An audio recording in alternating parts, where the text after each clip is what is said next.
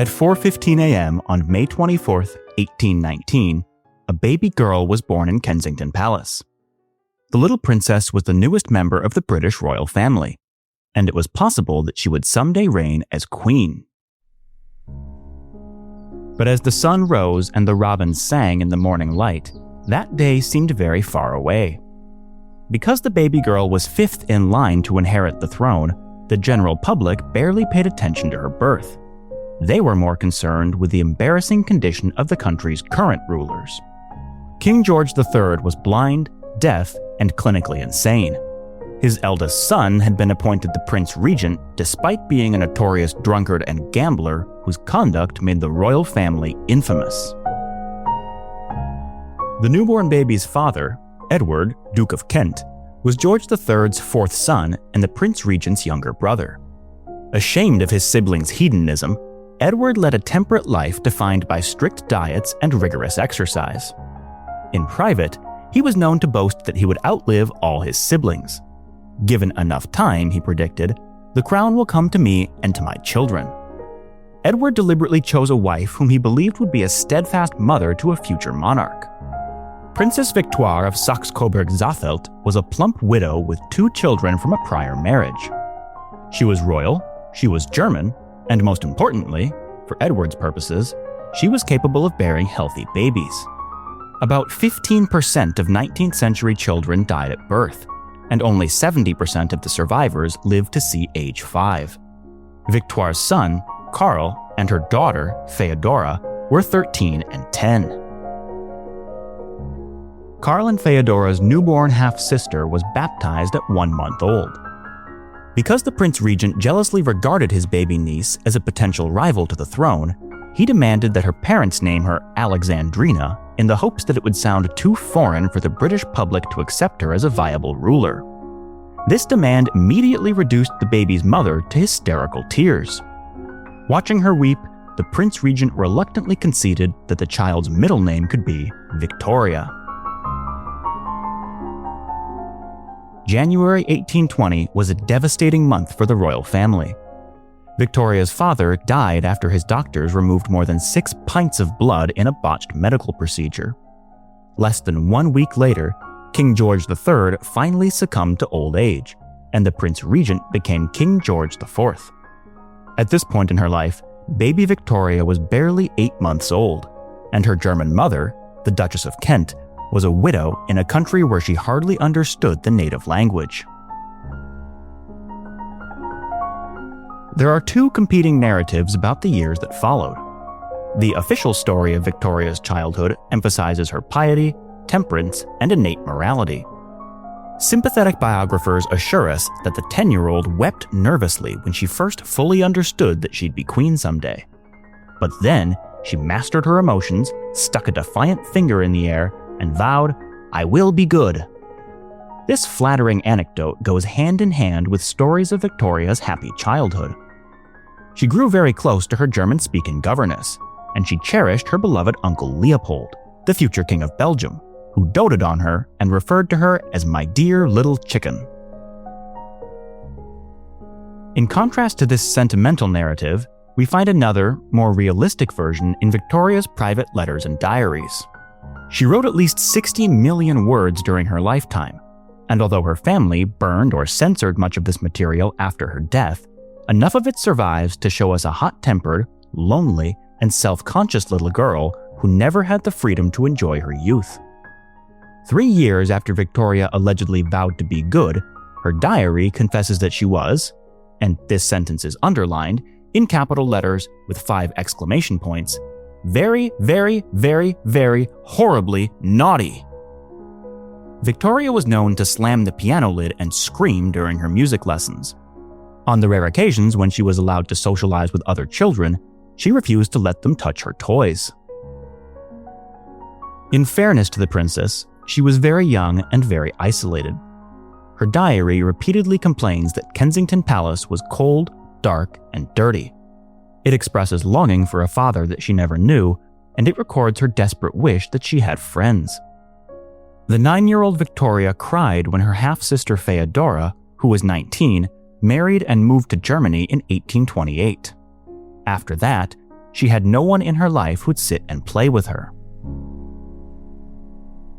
The behavior of Victoria's mother made her loneliness much worse. Following her husband's death, the Duchess of Kent fell head over heels in love with Captain John Conroy, an ex-soldier who became her personal advisor. Together, Conroy and the Duchess instituted what became known as the Kensington system, a strict disciplinary regimen intended to control every facet of Victoria's life. After she turned 5 years old, the princess was forbidden from spending time alone, or walking down a flight of stairs without holding somebody's hand, or interacting with someone who didn't have her mother's personal approval. On paper, the Kensington system was an education in morality. In practice, it was a scheme to guarantee that Britain's future queen remained beholden to her mother's every whim. Victoria also remained beholden to near-constant bullying from Conroy, who mocked her physical appearance and especially her weight. The girl had inherited her father's heavy build and bulging eyes.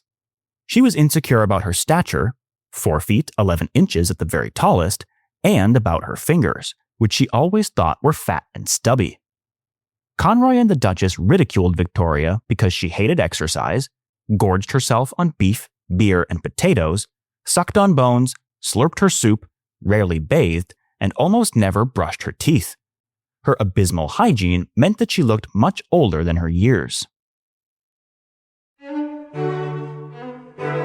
When Victoria entered puberty around 16, the usual age for 19th-century girls, the Kensington system finally came to an end.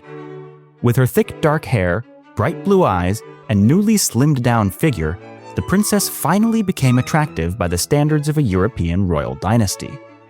Before long, the deeply unpopular King William IV, who'd inherited the throne after his older brother's death in 1830, began to fear that she might marry well and try to overthrow him.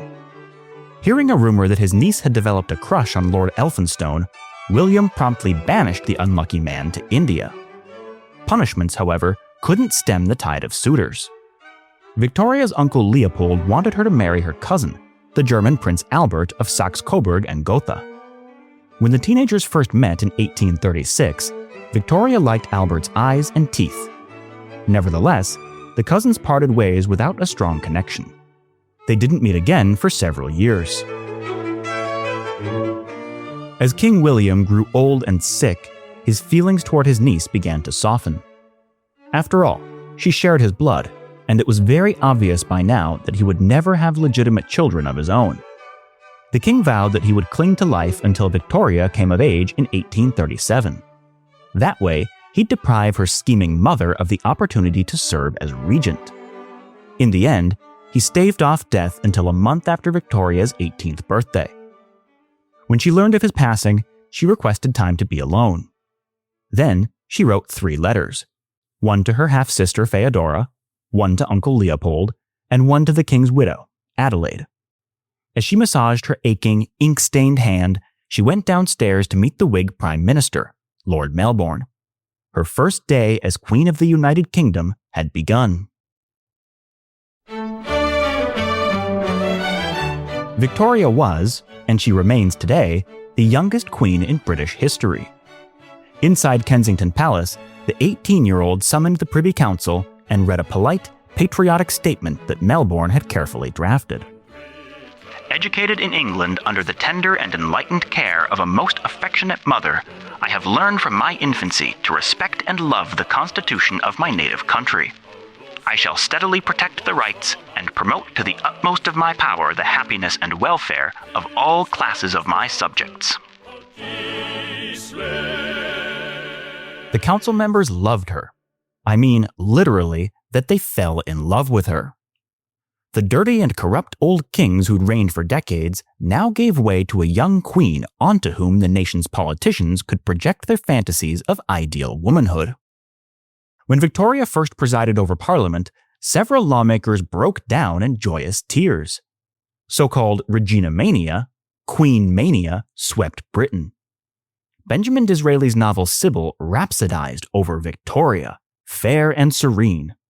The poet Elizabeth Barrett Browning praised Victoria's shining hair. The sociologist Harriet Martineau admitted that we are all somewhat romantic about our young queen. But then, more troublingly, she asked, "What chance has Victoria of growing up good?" It was an open question. Above all, Victoria struggled to control her hunger for revenge against her guardians. She banished Conroy from her home almost immediately upon becoming queen. Then, after moving from the dim and gloomy halls of Kensington Palace to the brighter, airier Buckingham, she erected a firm wall of ceremony to ward off her mother. Almost all direct contact between the women ceased, and the few messages they passed to one another became absolutely frigid. The Duchess requested a higher allowance. Victoria denied it.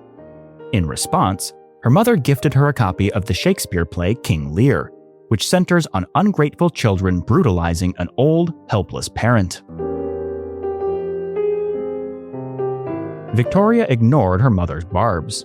She had found a new parental figure in Prime Minister Melbourne, who was 40 years her senior. The Prime Minister's personal life resembled something from a lurid Gothic melodrama. His late wife, Lady Caroline Lamb, had been an Anglo-Irish novelist who'd cheated on him with Lord Byron. It was she who'd famously described the poet as mad, bad, and dangerous to know, and it was she who'd infamously sent him a lock of her pubic hair dipped in blood. After Lord Byron dumped her, the heartbroken Lady Caroline developed a laudanum addiction that sapped her health and hastened her demise in 1828. Several years after Lord Melbourne lost his wife, he lost their only child, too. He nursed his sorrow by pursuing sexual relationships with married women and, far more disturbingly, with working-class orphan girls whom he hired as housemaids. These activities ended in blackmail scandals. Victoria and Melbourne needed each other.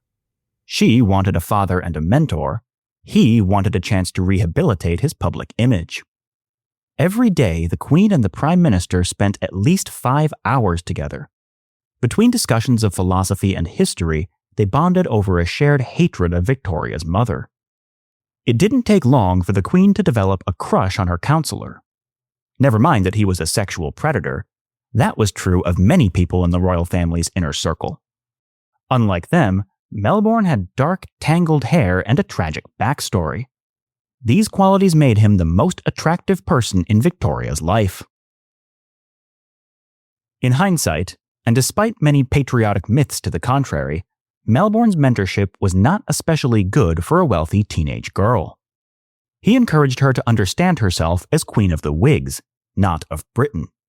Worse yet, he utterly failed to inspire her with any sense of social duty to her people. In his own words, Melbourne did not like any of the poor. As Prime Minister, he opposed restrictions on child labor, and he opined that universal education would give common people dangerous ideas. He had no desire to change public policy. Really, he had no desire to govern at all. Melbourne told Victoria that you had better try to do no good, because then you'll get into no scrapes. She dutifully copied out this maxim in her diary.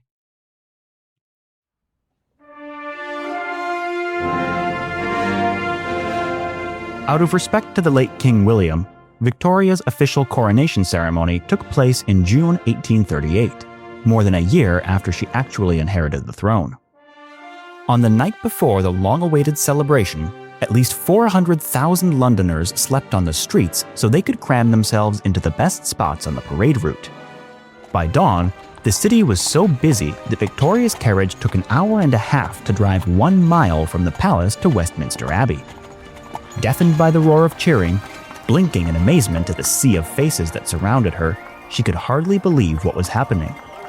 People climbed lampposts and clambered onto roofs to get a better view of her fairy-like carriage. Only one dark moment clouded that golden morning. As the Queen's procession neared Westminster Abbey, her police escorts used their batons to beat back overeager crowds. Victoria begged the officers to stop hitting her subjects. They ignored her. This episode of police brutality reminds us that as with Victoria's early childhood, there are competing narratives about what really happened at her coronation. The official story conjures a scene of dreamy beauty. Draped in red and gold, Westminster Abbey resembled a palace of light. As Victoria proceeded down its nave in robes of crimson velvet and striped ermine fur, the coronation anthem "I Was Glad" began to play. In this telling, the young queen was the earthly incarnation of heavenly grace. During 5 long hours of carefully choreographed pageantry, she took oaths of loyalty, accepted her crown, and watched benignly as the members of the House of Lords ascended a short flight of steps to kiss her hand. At the climax of the ceremony, Victoria took the holy sacrament, and a ray of sunlight shone upon her head.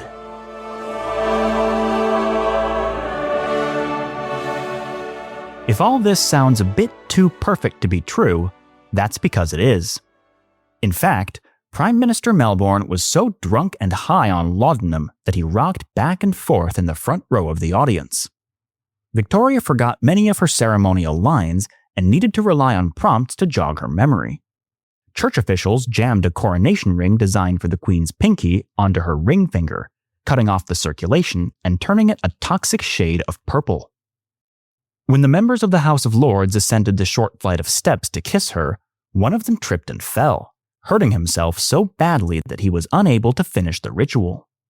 Problems continued after the ceremony ended. As Victoria left Westminster Abbey, Captain Thomas Flower of the 13th Light Dragoons shoved past her bodyguards and proposed marriage to her, even though they'd never met before. He was immediately arrested, interrogated, declared insane, and locked inside a mental hospital. The shaken Victoria returned home to Buckingham Palace, where she had to soak her throbbing purple hand in ice water to reduce its swelling and remove her coronation ring. While Victoria rested, the nation celebrated its new queen.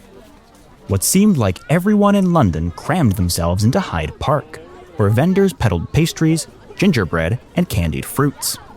Massive dioramas showcased scenes from British history. Bands played patriotic songs while acrobats did backflips. A baker's wife gave birth outdoors.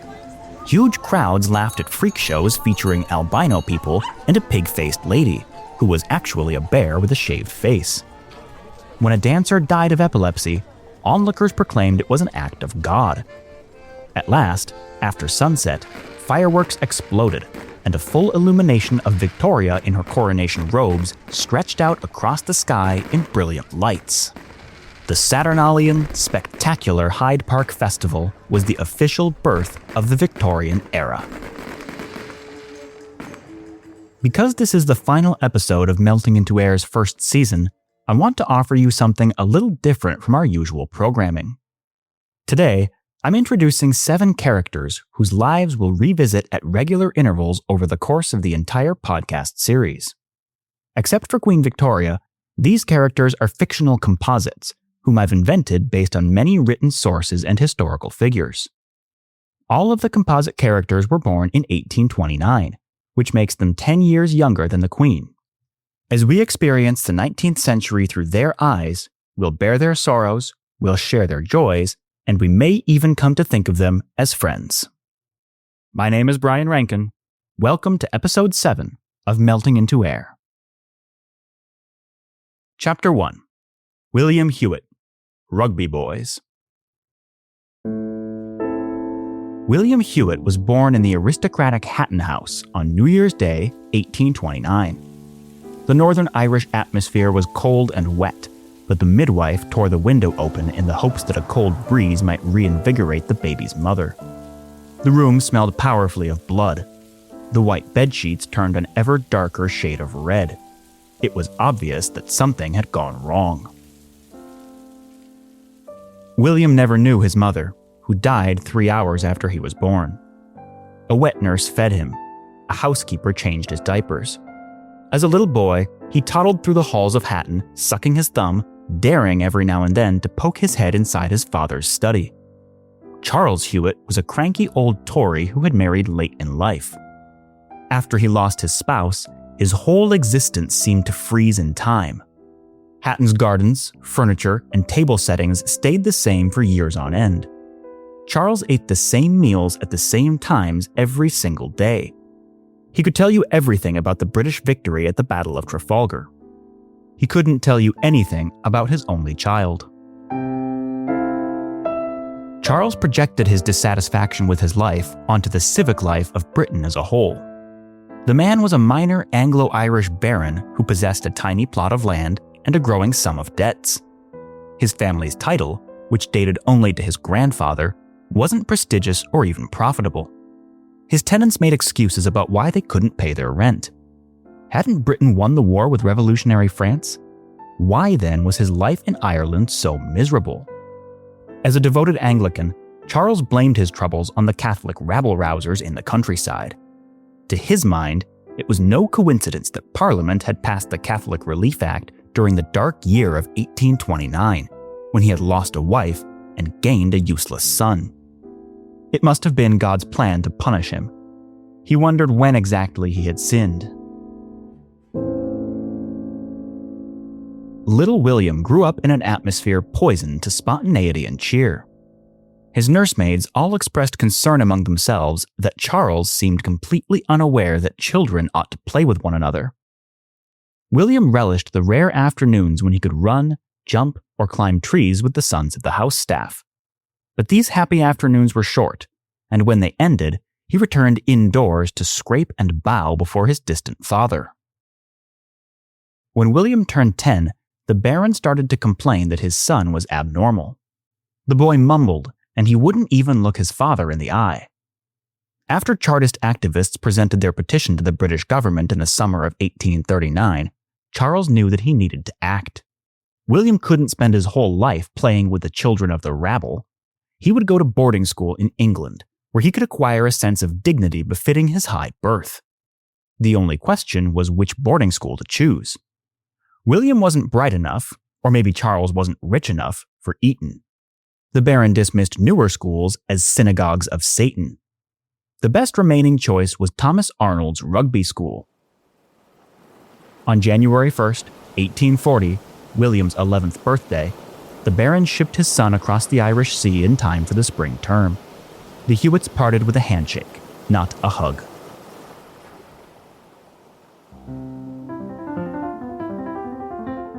At Rugby, William was finally free from bitter accusations that he'd killed his mother.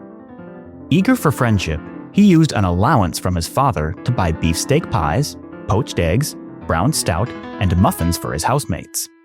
Imagine his surprise when he discovered that he'd spent a whole semester's worth of pocket money in 2 weeks. By that point, luckily, it didn't matter. The other boys had declared him a capital fellow, and although he ate the standard rations for the rest of term, he never had to sit alone at mealtime. Thanks to good food and better company, William grew healthier and stronger than he'd ever been. The days that he'd spent climbing trees at Hatton had prepared him well for rugby school, where anybody who could run, wrestle, or steal a bird's nest had the power to become a leader of his peers. William and his friends collected wren's eggs, butterfly wings, seashells, stones, and marbles, which they used to purchase favors from the other students. The more daring boys defied enclosure laws by fishing or trapping rabbits on privately owned land. Of course, the strongest boys of all displayed their manly prowess on the sports pitch. William idolized rugby's athletes, whose names he recited to himself in place of nightly prayers. He grew so busy making friends and playing games that he could hardly find the time to study. Class bored William, who wondered whether anybody genuinely understood the Greek and Latin passages they read. He sweated when his teachers asked him to define the difference between aorist and optative verbs, and he had absolutely no idea what tense stems or subordinate clauses were. Out of all his teachers, Dr. Arnold, Rugby's headmaster, scared him the most. One day, the doctor called on William to translate Triste lupus stabilis. The boy's mind went utterly blank. Triste lupus, he began. The sorrowful wolf. The whole class shuddered when they heard such a basic mistake. With 3 towering strides, Dr. Arnold crossed the room and clapped William hard on the ear. "I'll be writing to your father," the headmaster warned. This news hurt worse than the blow. Dr. Arnold frightened William partly because his attitude towards students was so inconsistent. 1 week after the Triste lupus stabilis incident, he called on little Arthur Wrexham, the school's newest boy, to translate Helen's speech to Priam in the Iliad. "He's doomed," William thought to himself while scribbling pictures of dogs in his notebook. But Arthur swallowed, and he started to recite. He continued slowly, beating out the dactyls on his desk. Dr. Arnold nodded in approval. At last, there came a fatal moment. Arthur stumbled, he choked, and then, to William's astonishment, he started weeping. Blushing bright red, Arthur wiped his eyes with the sleeve of his jacket. The whole class averted their gaze, partly out of embarrassment, but mostly out of fear that the headmaster would call on one of them to finish translating.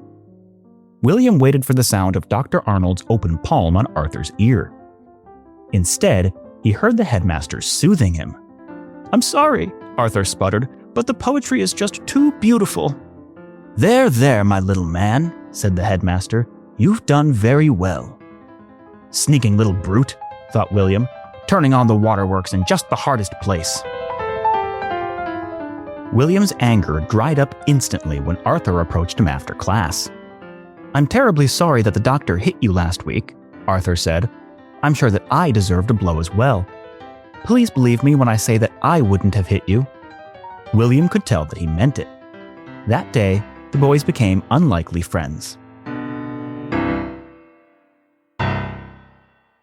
Arthur was the only son of Mr. Jonathan Wrexham, a newly wealthy merchant who owned cotton mills in Leeds. By virtue of hard work and lots of luck, Mr. Wrexham had climbed from the middle class into extreme prosperity. Now, he wanted connections to people in high places. Not coincidentally, Arthur was the first boy in his family's history to attend a public school. None of the boys at Rugby paid much thought to Arthur's common background. Nevertheless, he suffered due to his appearance. Arthur was a pale, slender little boy with large blue eyes and light blonde curls. He was immensely kind, he cried easily, and he said his prayers each night. He was, in other words, not the sort of boy who would go fishing, drink beer, or steal birds' eggs. William immediately recognized that his new friend was likely to attract the wrong kind of attention from the other students. Arthur said that some of them had already begun to pet and pamper him. They called him Molly, Jenny, Betty, and other feminine nicknames. At night, they even tucked him into bed. The Victorian sociologist Harriet Martineau once remarked that in British public schools, little boys are looked upon as girls until they show that they are little men. To put that idea more directly, it was very common for bigger, stronger, older boys to take smaller, weaker, younger ones under their wing in exchange for some kind of romantic or sexual relationship. These relationships were homoerotic, but they weren't necessarily homosexual as we define that term today. The cultural idea of homosexuality as a distinct identity didn't fully emerge until the late 19th century, about 60 years after the period we're currently discussing.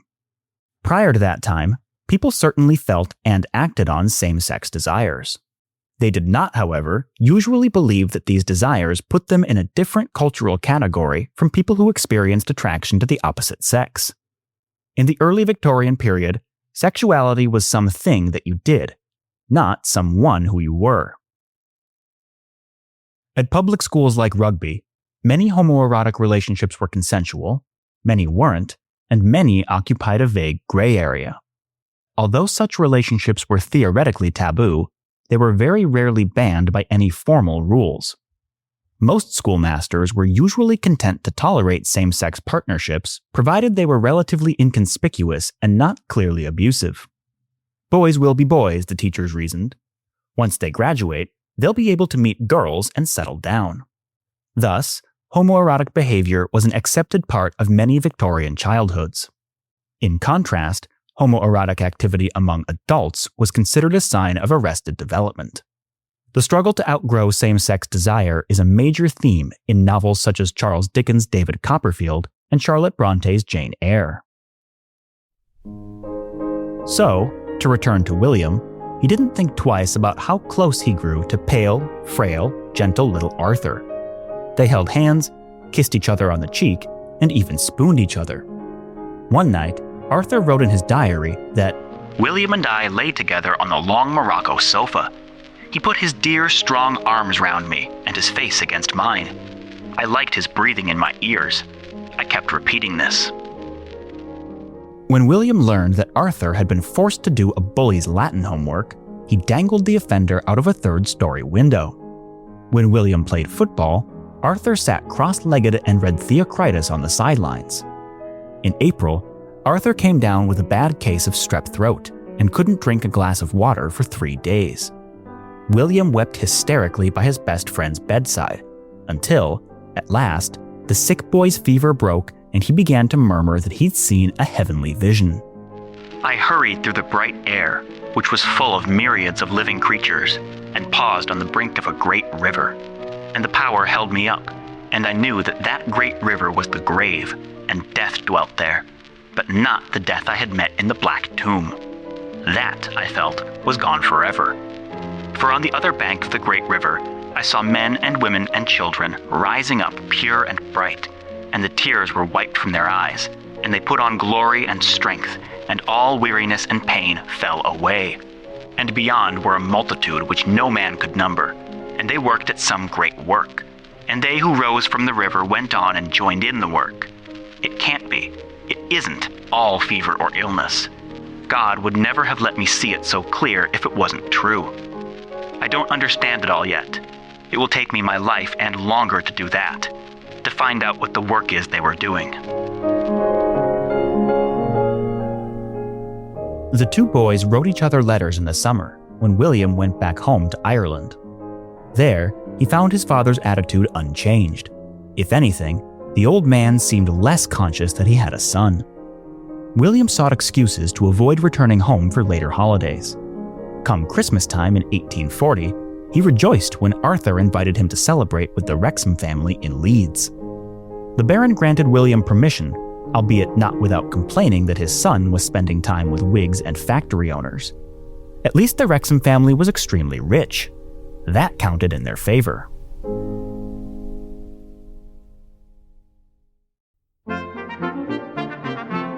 Christmas had never been a major British holiday until the 1820s, when the upheavals of industrialization began to make people nostalgic for the good old days of faith and family. The novelist Walter Scott wrote sentimentally about the olden times, when carols roared, Yule logs blazed, and people feasted on boars' heads. In 1835, 8 years before publishing A Christmas Carol, Charles Dickens wrote an article called Christmas Festivities, in which he described lively games of blind man's buff and kisses under sprigs of mistletoe. When William arrived in Leeds, Arthur's father welcomed him with an affectionate pat on the head. Arthur's mother, meanwhile, wrapped him in her arms and kissed him on the cheek, a loving gesture that made William cry. He wiped his nose and hid his face from Arthur's little sister, Evie. He didn't want a girl to think that he was weak, especially when her eyes looked so much like her brother's. On Christmas Day, the Wrexham family and their servants ate from the same table. After a meal of turkey, chestnuts, oyster soup, mince pies, and roasted vegetables, they enjoyed desserts like gingerbread, figgy pudding, and sugar plums while they sipped punch and drank mulled wine. Every dish was flavorful and fragrant. They had all been richly seasoned with Indian spices. After dinner, the Wrexham family played games like charades or yes and no. They told ghost stories and tales of old Father Christmas, a jolly magician who wore a crown of holly and traveled from house to house on the back of a flying goat. The children, who had hung their stockings by the fireplace the night before, discovered that Father Christmas had filled them with oranges, toffee, nuts, and candy canes while they were sleeping. The only thing the Wrexham family didn't have was a Christmas tree.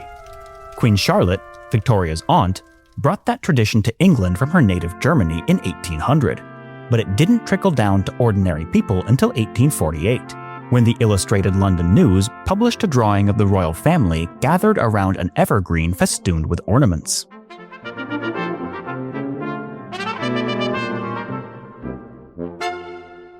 William never forgot his first Christmas in Leeds. When it came time for him and Arthur to return to rugby school, Mr. Wrexham gave them each a glass of brandy and some words of fatherly advice. Mrs. Wrexham gifted them hand-knitted sweaters and a box of figs. Evie wept to see them go. She asked her mother why she couldn't live at Rugby too. From his cold, empty estate in Ireland, the Baron had mailed William a used copy of David Hume's History of England as a Christmas gift. It came with a note 12 words long. "Merry Christmas. Read this. Study. Until next time we meet, your father." William tore the note in half and threw the book into a pond. He had a home at Rugby now. He had a family in Arthur. And he had absolutely no desire to return to Ireland ever again.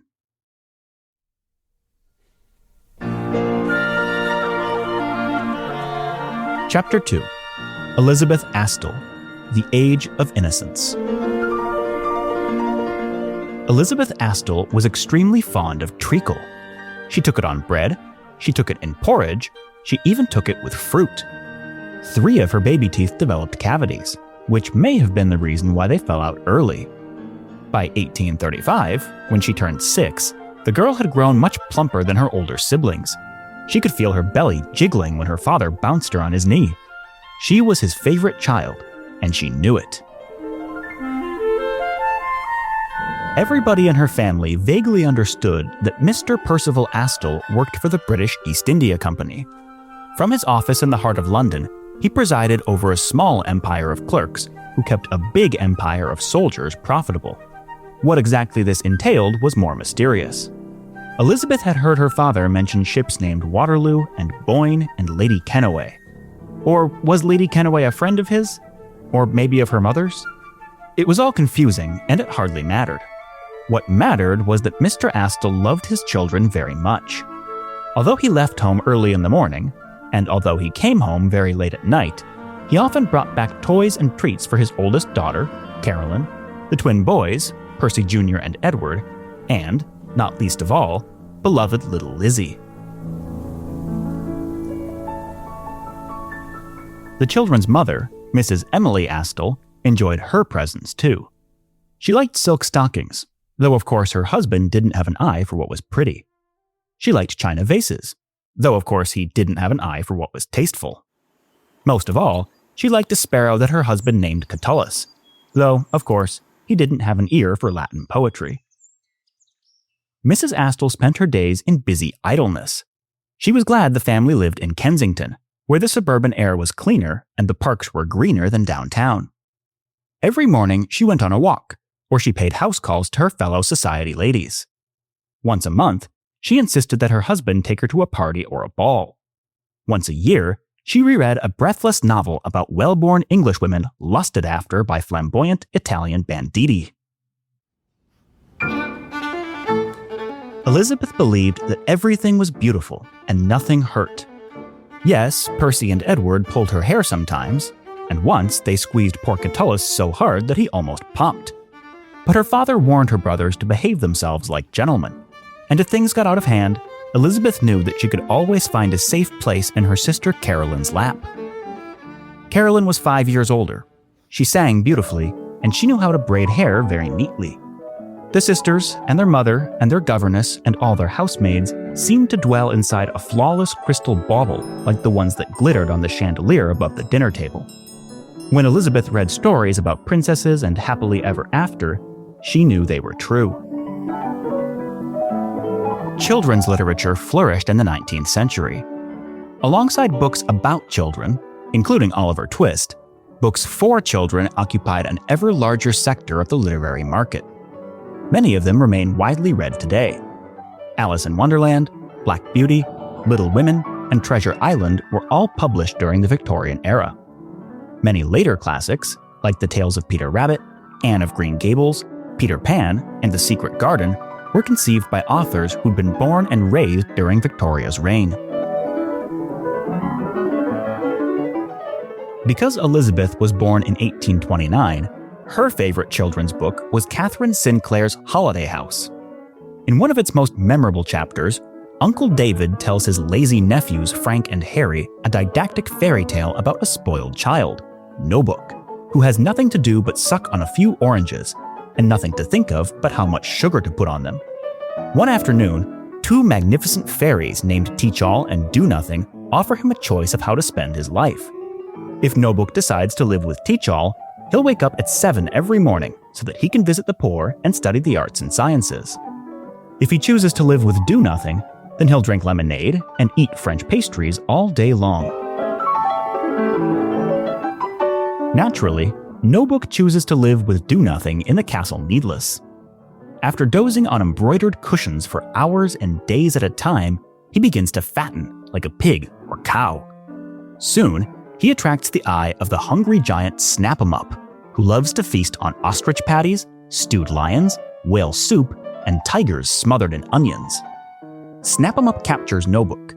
Then, in a genuinely shocking scene, Nobuk is tortured by the giant's cook, who force feeds him to fatten his liver, shows him the dead bodies of other children on the kitchen shelf, and finally impales him on a meat hook, where he screams and writhes in agony.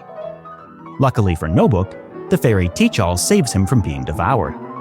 After his misadventure, the grateful child joins a temperance society and changes his name to Sir Timothy Bluestocking. He becomes the hardest working man who ever lived, and although he sometimes beats little boys with his walking stick, he only targets layabouts and loafers. Sinclair's book is odd because its message is so densely metatextual. Imagine a spoiled child like Elizabeth Astle reading a story about the spoiled children Frank and Harry, listening to a story about the spoiled child Nobuk. Although Holiday House seems didactic at first glance, its nested narrative layers allow it to maintain an ironic distance from the lessons it purports to teach. Is Nobuk's story really meant to illustrate a moral lesson? Or does it want to parody the casual cruelty and self-assured stupidity of most fiction written for children? If we assume that it's parody, then who exactly is its audience supposed to be? Would readers like Elizabeth appreciate the book's ironic tone? Or would they misinterpret it and thus internalize the message that it's trying to discredit? Holiday House became a popular success partly because these questions proved so hard to answer. It's a piece of media that children and their parents both enjoyed. Because Holiday House often implies that children are uniquely imaginative and improvable, it perfectly embodies a deeper cultural shift that occurred during the 19th century, when childhood first became understood as a distinct phase of human life associated with its own particular challenges and opportunities. Scholars disagree about exactly how this new understanding emerged. Those in favor of an economic explanation observe that childhood as we know it in the Western world today is fundamentally a construct of the Victorian bourgeoisie. Throughout the 19th century, Britain's upper middle class grew larger and more prosperous. Well-paying, white-collar jobs allowed men to spend more money on their family members, even as it freed those family members from the need to work.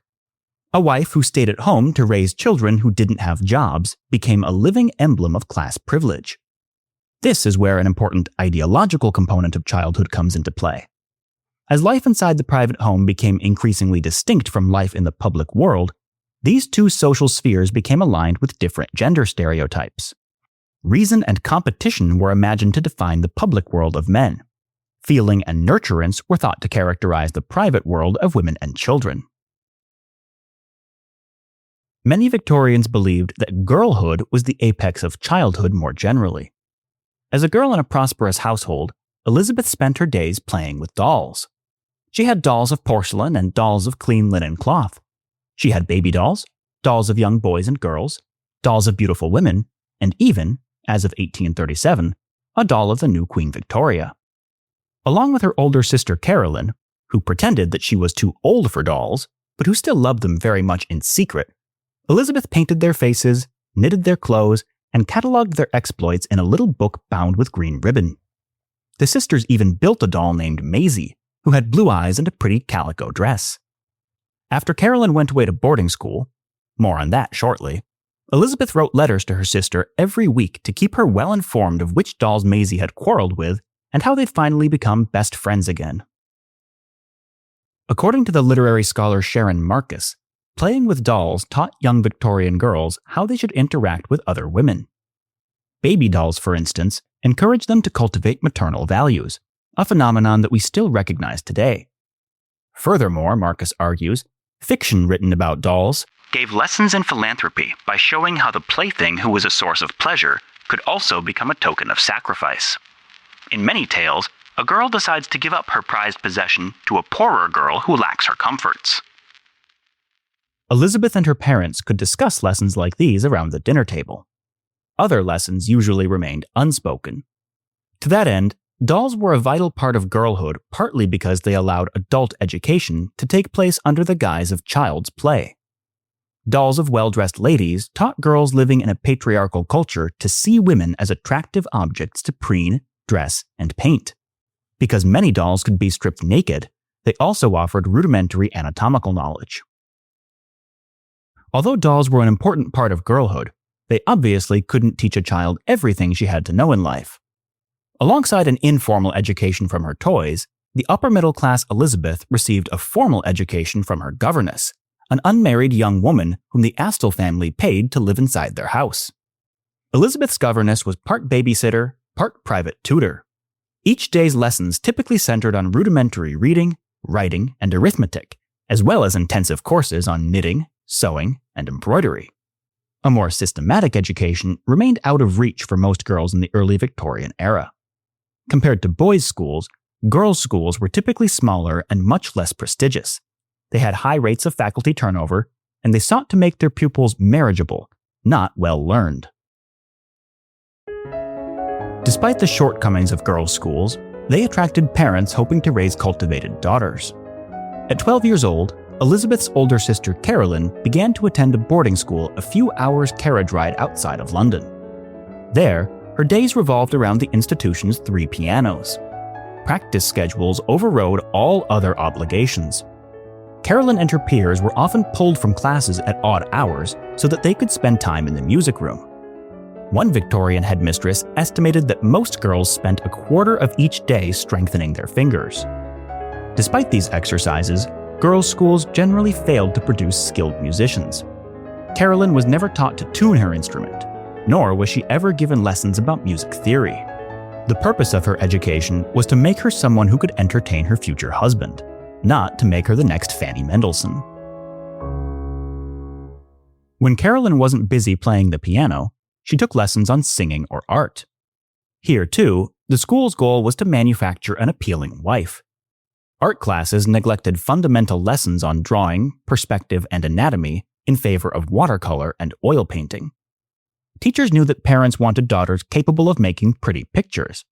They didn't want a child who could name the major muscle groups.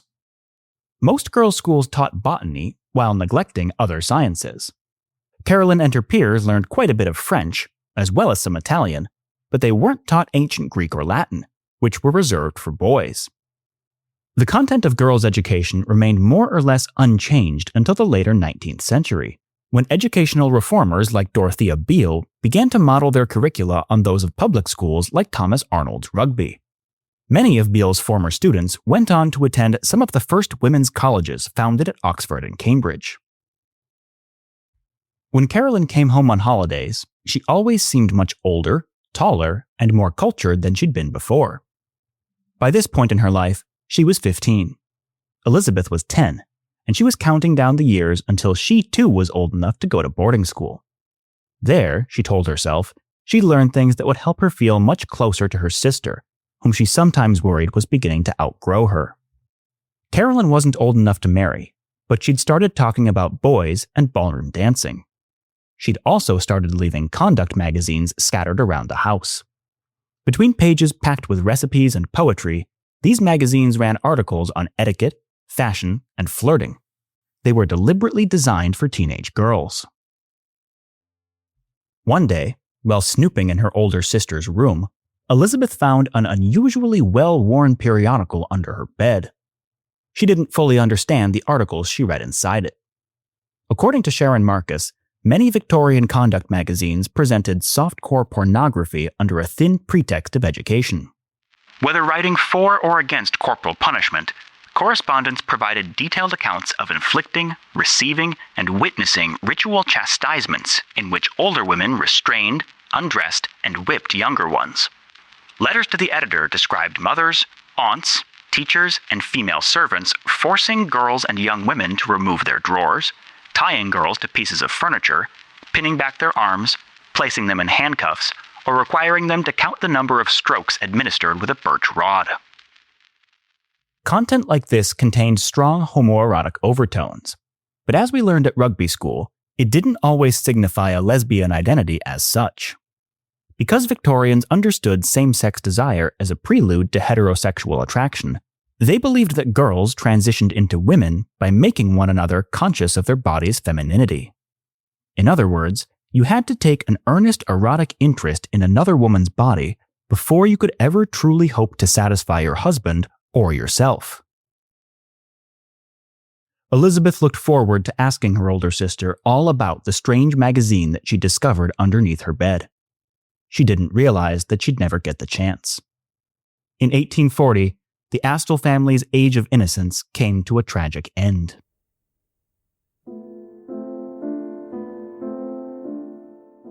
That May, Carolyn returned home from boarding school for the summer holiday. She arrived by coach at 1 p.m. She hugged her mother, brothers, and her little sister. 1 hour later, she experienced a bout of diarrhea. By the time when Mr. Astle arrived home from work that night, the cholera had killed his eldest daughter. Carolyn had unknowingly contracted the disease at school less than a day before. 2 days later, it killed both her brothers. Elizabeth, her mother, and her father all fell ill, but they survived to lay the dead to rest in a green cemetery. Elizabeth placed Maisie, the doll that she and Carolyn had built together, in her sister's coffin. "Many hopes are buried here," the children's gravestone read. Beneath their names, there was another sentence. "While they lived, they played."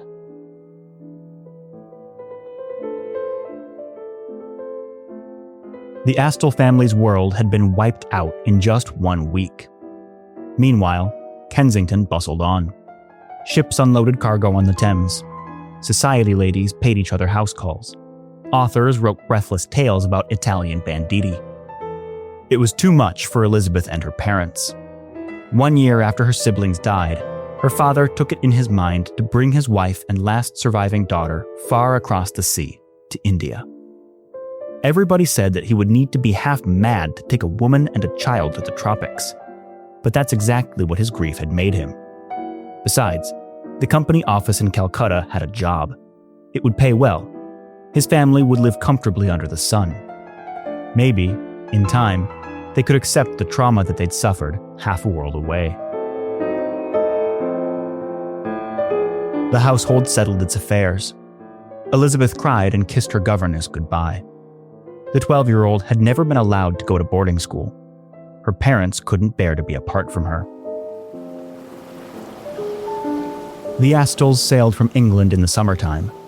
It would take 6 months for them to reach Calcutta.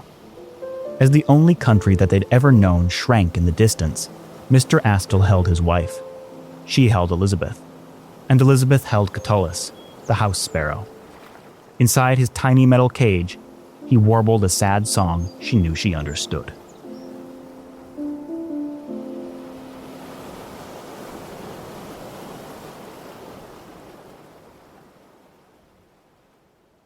Chapter 3.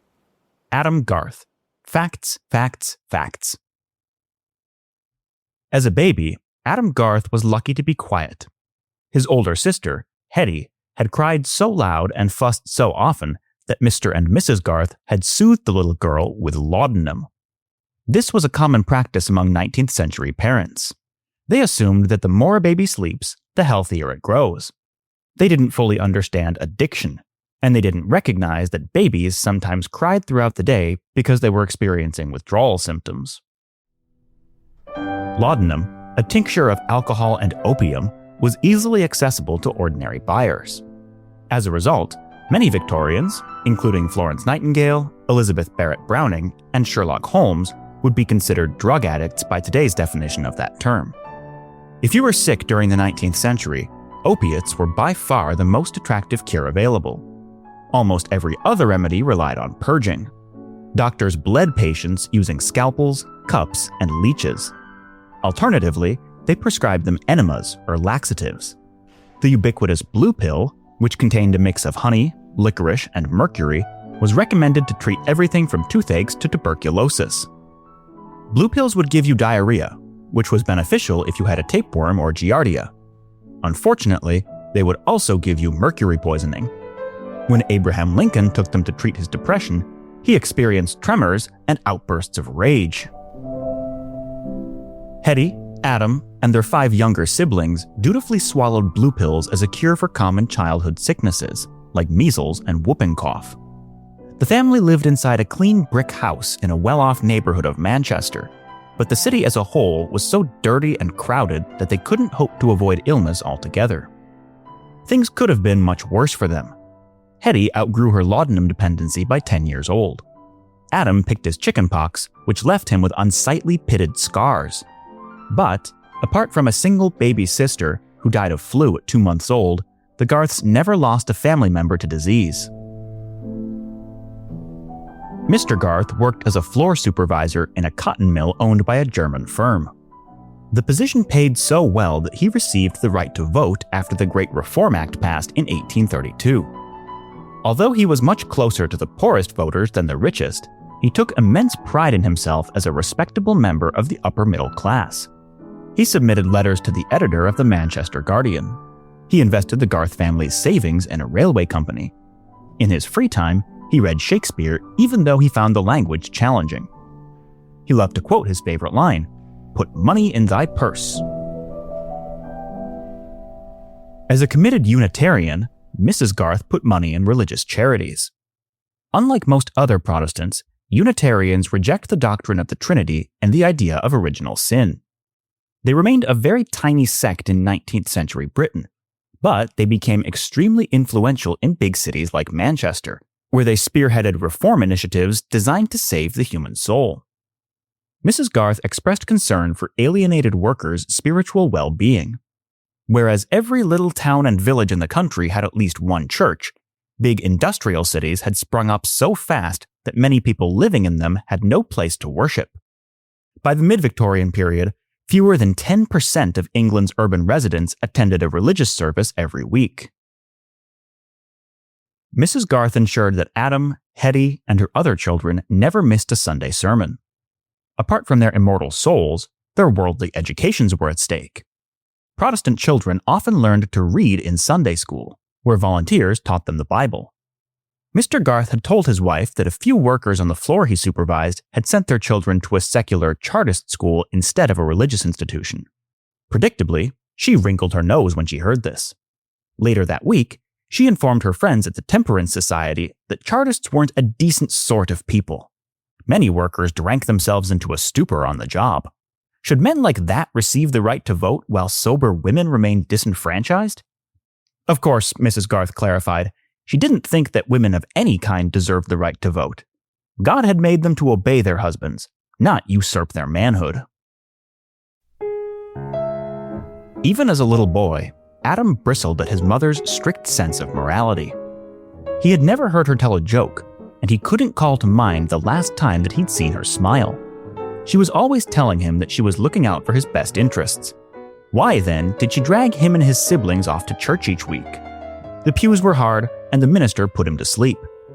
As far as Adam was concerned, the only good thing about church was the tall window of stained glass that showed the dove descending upon Christ in gorgeous shades of green and blue. He rarely saw those colors in his daily life.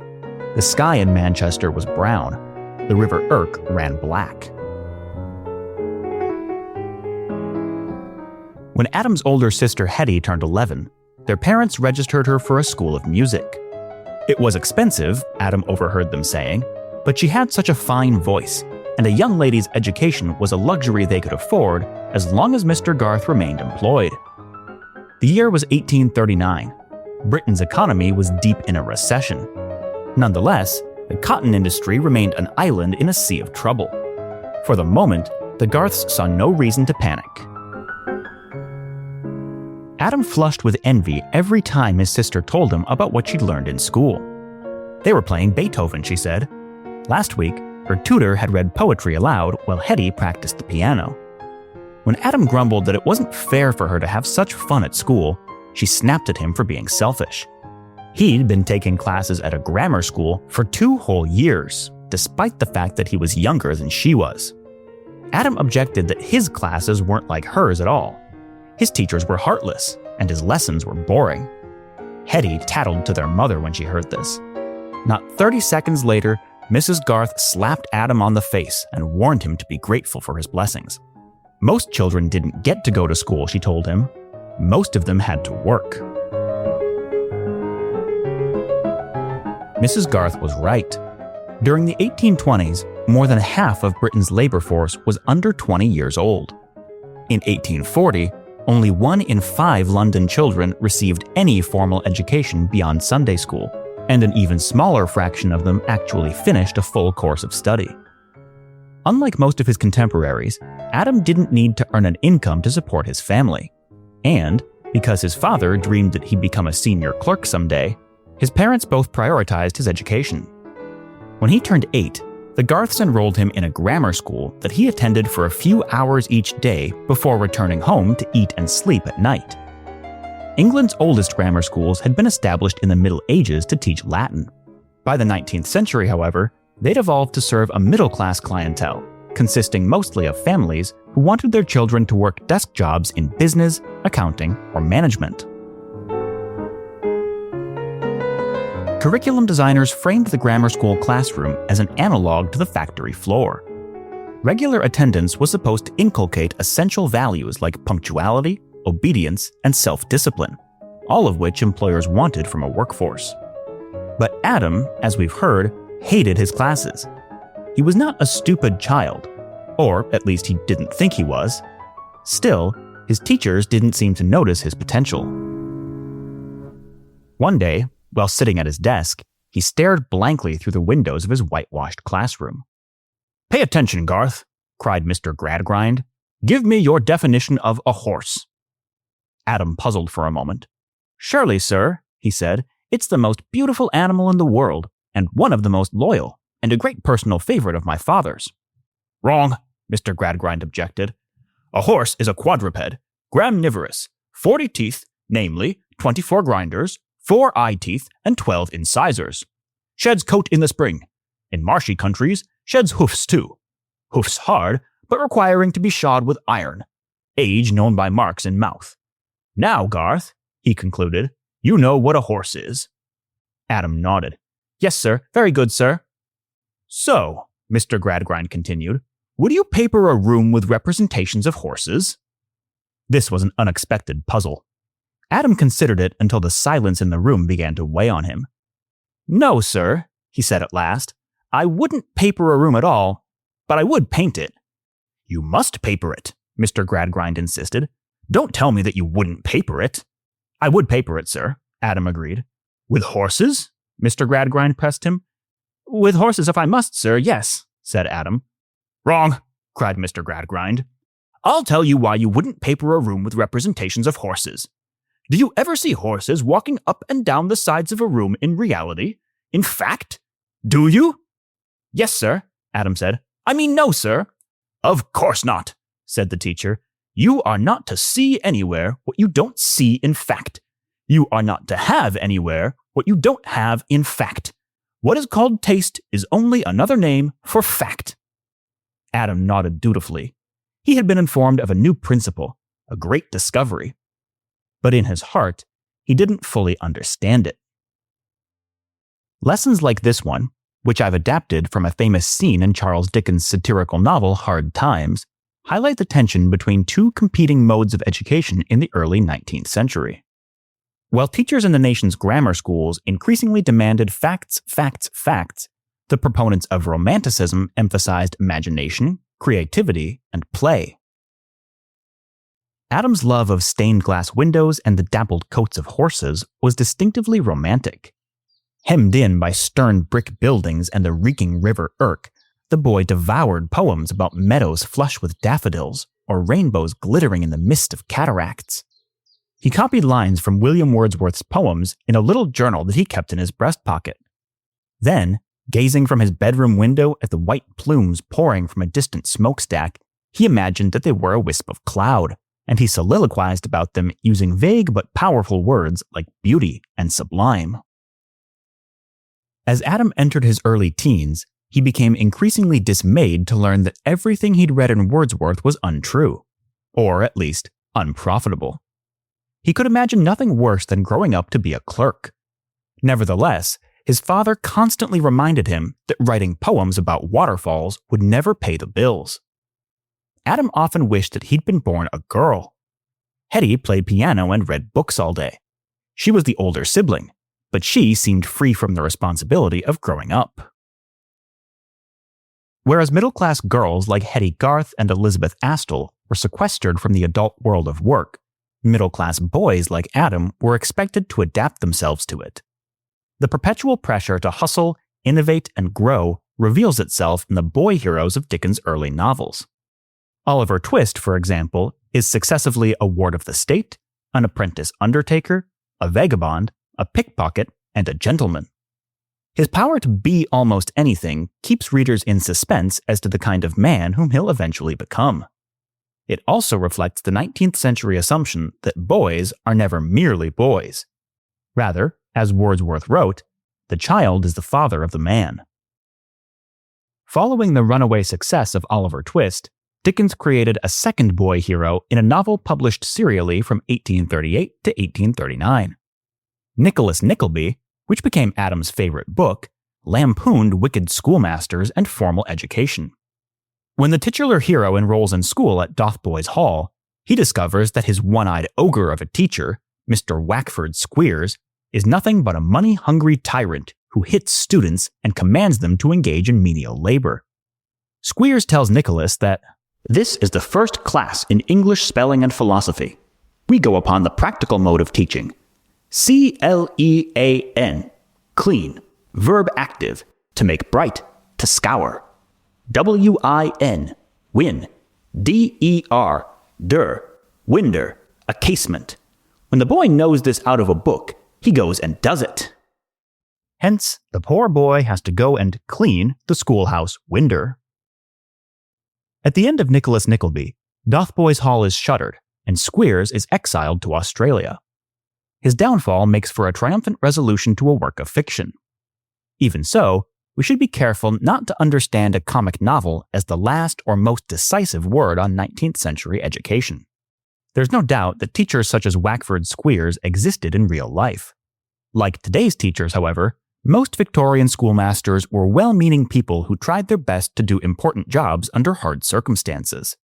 They were underpaid, they had too many pupils, and they had to deal with helicopter parents who preferred to think of them as babysitters, not as educators. In 1842, 13-year-old Adam finally learned that grammar school is better than no school at all. That year, the railway company in which Mr. Garth had invested most of the family's savings declared bankruptcy. Soon afterward, his German bosses fired him because the workers on the floor he supervised participated in the Chartist general strike. Bereft of long-term savings and without a steady income, the Garth family was forced to cut expenses. Hetty's music education was the first thing on the list. Piano school had always been a little pricey for their comfort. Despite what they pretended, the Garths barely ranked among the nation's upper middle class. Unfortunately, pulling Hetty out of music school wasn't enough to balance the Garths' budget. Initially, they hoped that Adam could remain in grammar school. After 2 weeks of read in the ledger, they realized that it was impossible. Adam, to his surprise, cried when his father broke the news. He disliked his lessons and his teachers, but he imagined himself as a person who deserved a formal education. As it turned out, his education would continue, but it wouldn't be at grammar school. Instead, the Garths were sending him away from home to serve as an apprentice for a local tradesman, who would give him food, clothing, and shelter in exchange for several years of honest work. Apprenticeship would not be easy, Adam's father warned. It would be quite different from the life to which he'd grown accustomed. But Adam had his future to consider. The education he'd been given would be useful only if he put it to good use. That night, as he packed his things, Adam once more gazed out from his bedroom window at the white plumes billowing from a distant smokestack. The phrases that he learned from Wordsworth all seemed quaint now. "That time is past," he whispered to himself, "and all its aching joys are now no more, and all its dizzy raptures. The boy wiped his eyes. He sniffed the smoky air of Manchester. Then he shook his fist at the city. "Come on, then," he cried. "It's me against you from now on."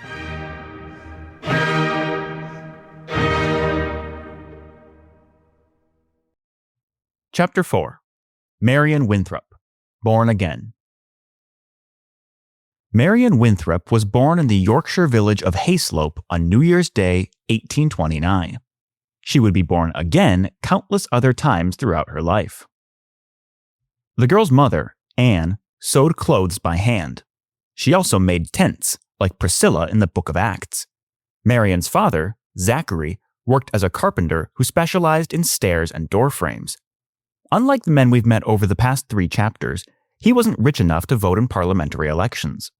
He didn't care that he was disenfranchised, though. Zachary believed that he was living in the last days of the world. In this context, why would anybody bother voting for the Whigs or Tories?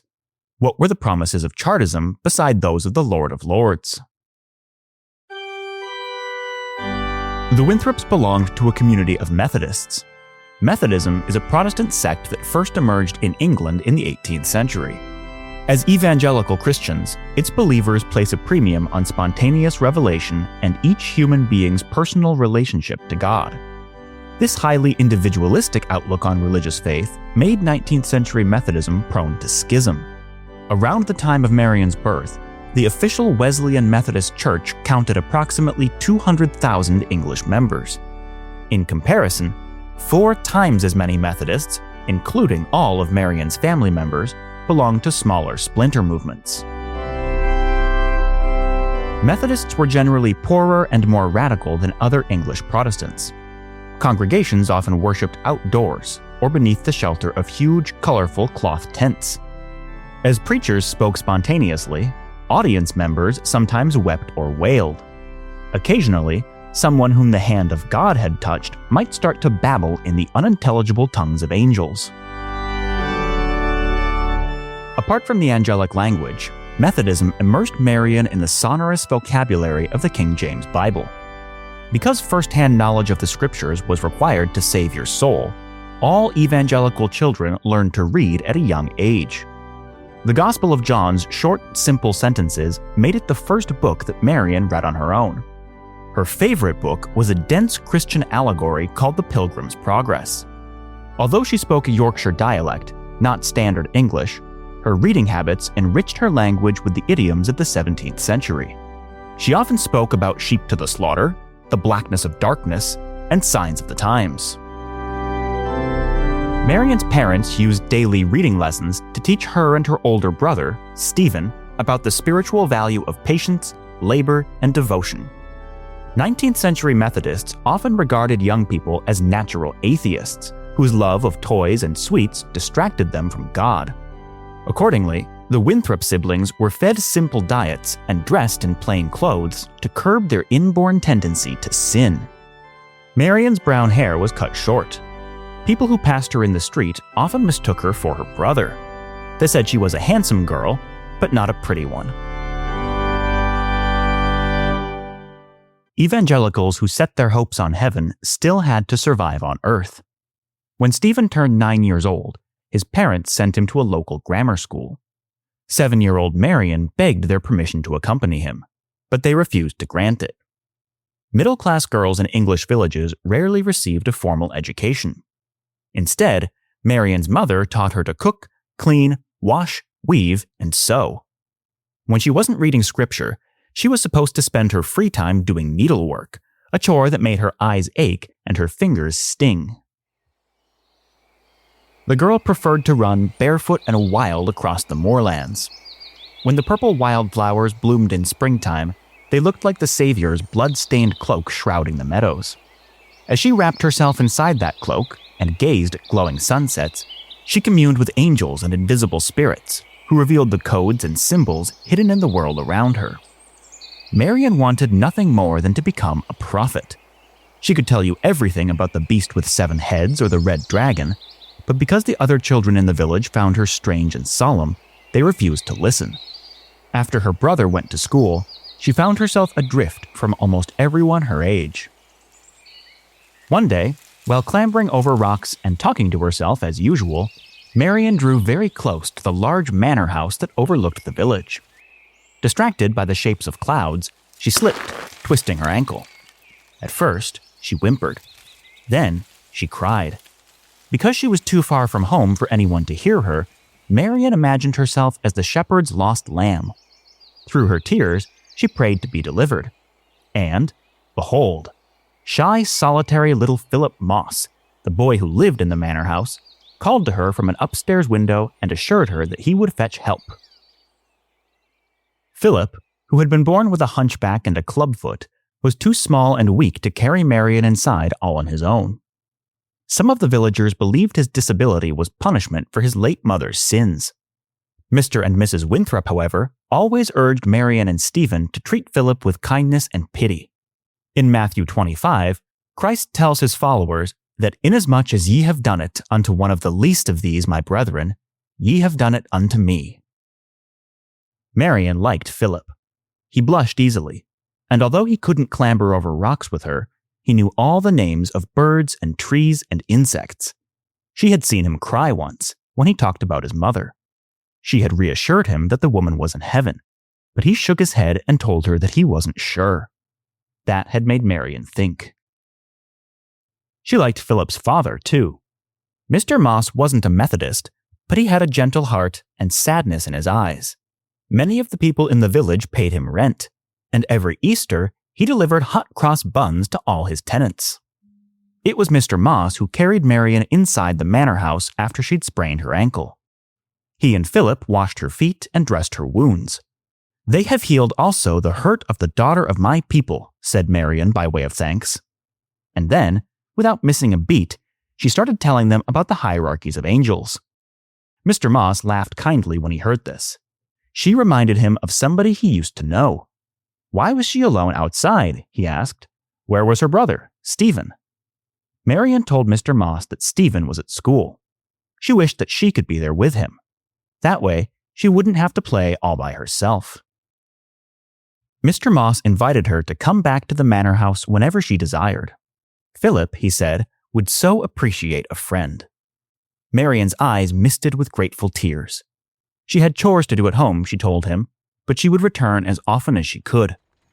At sunset, Philip and Mr. Moss drove her back home in a carriage. Marian's mother scolded her when she arrived covered in bandages. Why couldn't she behave herself like other girls? But this was worry talking.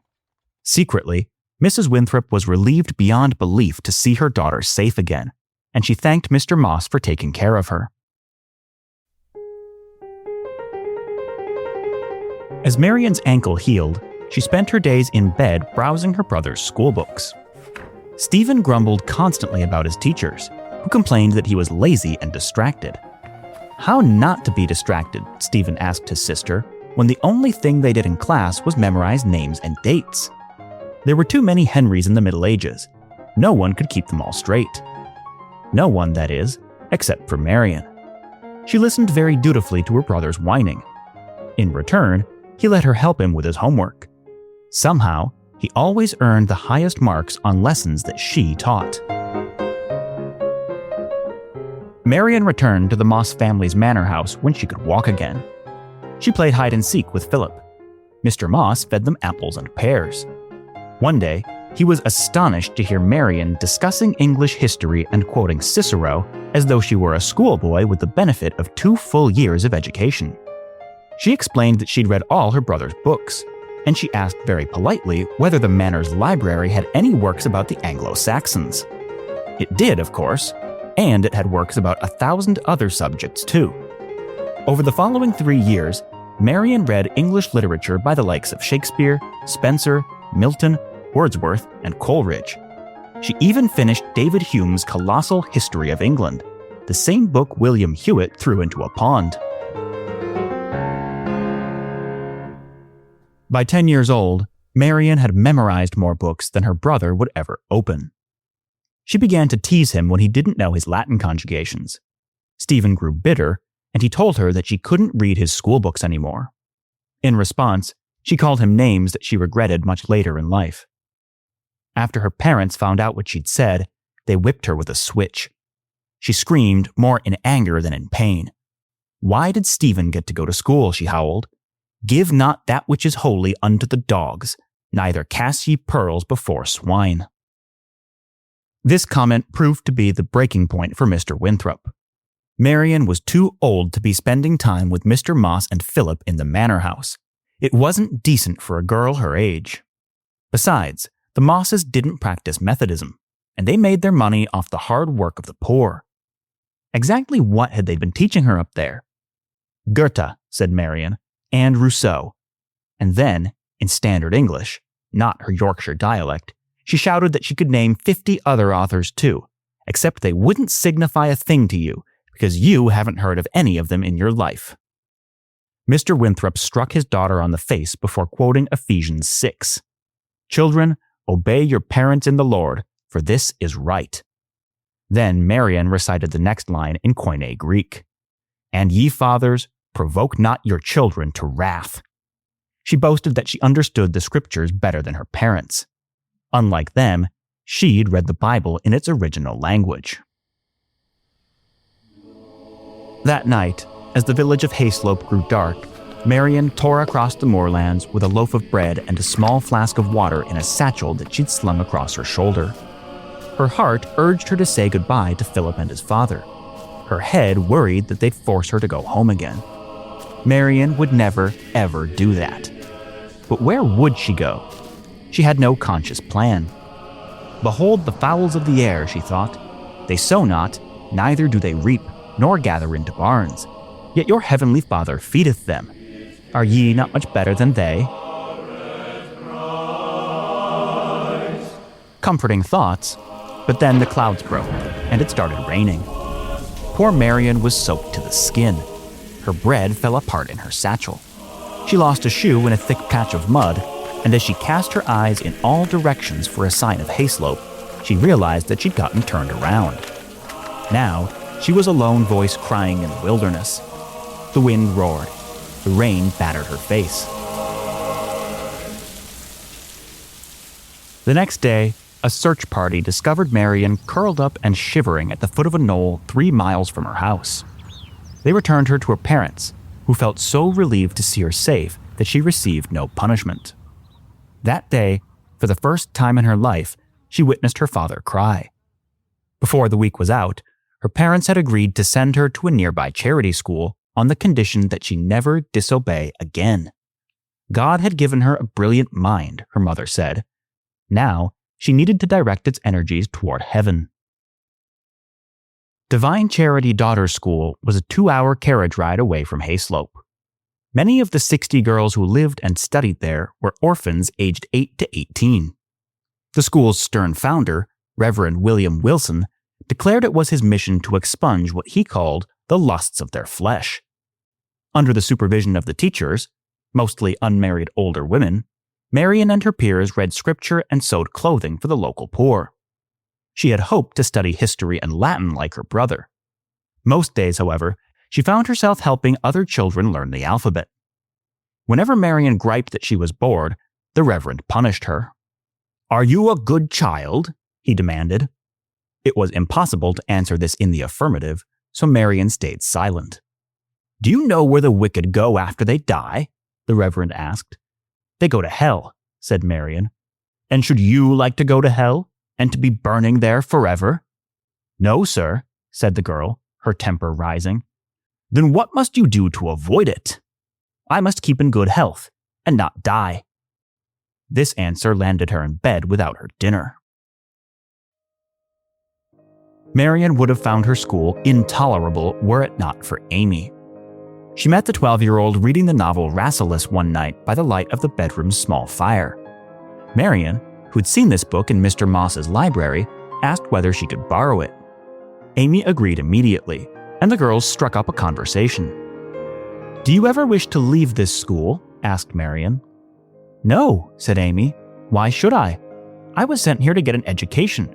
It would be of no use going away until I have succeeded." "But isn't Reverend Wilson cruel to you?" asked Marian. "He is severe with me," said Amy, "but only because he dislikes my faults. I would not call him cruel." "I dislike him very much," said Marian. If he ever strikes me with a rod, I'll snatch it from his hand and break his nose." "You wouldn't," Amy said. "The Bible bids us return good for evil." "But it's disgraceful to be flogged," said Marian. "I know I could not bear it." Amy answered, "You sound weak and silly when you say you could not bear what it's your fate to bear."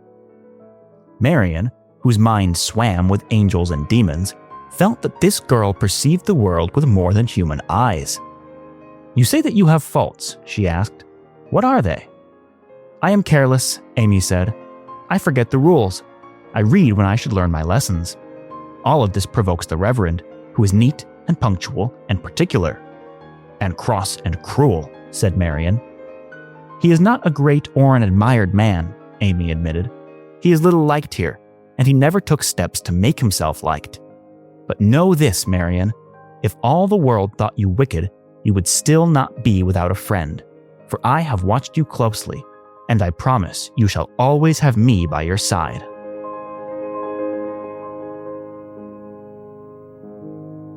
The girls became inseparable after that. On snowy winter Sundays, they accompanied each other on 2-mile walks to church. During the services, they rubbed each other's chilblained feet, which had grown numb because they owned no boots. At dinner time, Amy and Marian shared their meager rations of brown bread and coffee. In their free time, they reread The Pilgrim's Progress and drew pictures of the heavenly Jerusalem on a slate. They slept in one another's beds. They called each other love and pet and dear. And when a typhus outbreak struck the school that spring, Marian insisted on her right to visit Amy in the fever room. The old nurse keeping watch beside the door turned her away. It was too dangerous, she warned. But when the woman fell asleep, Marian snuck inside.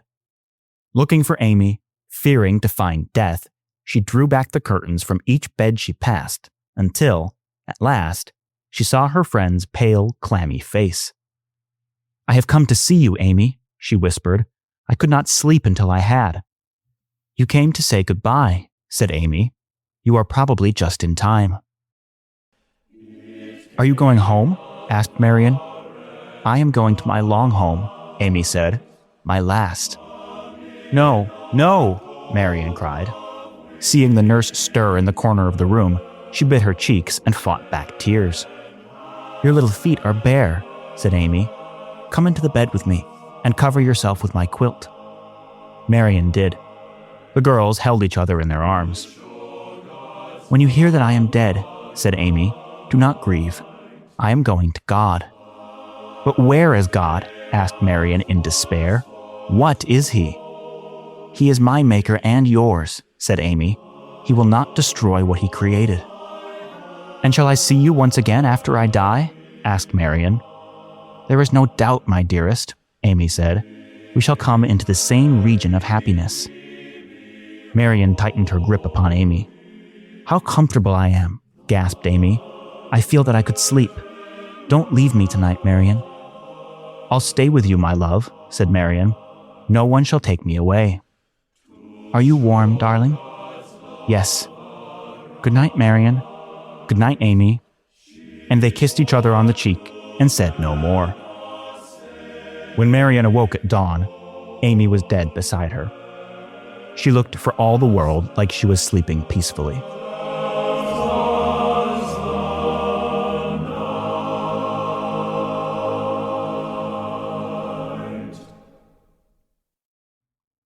Chapter 5.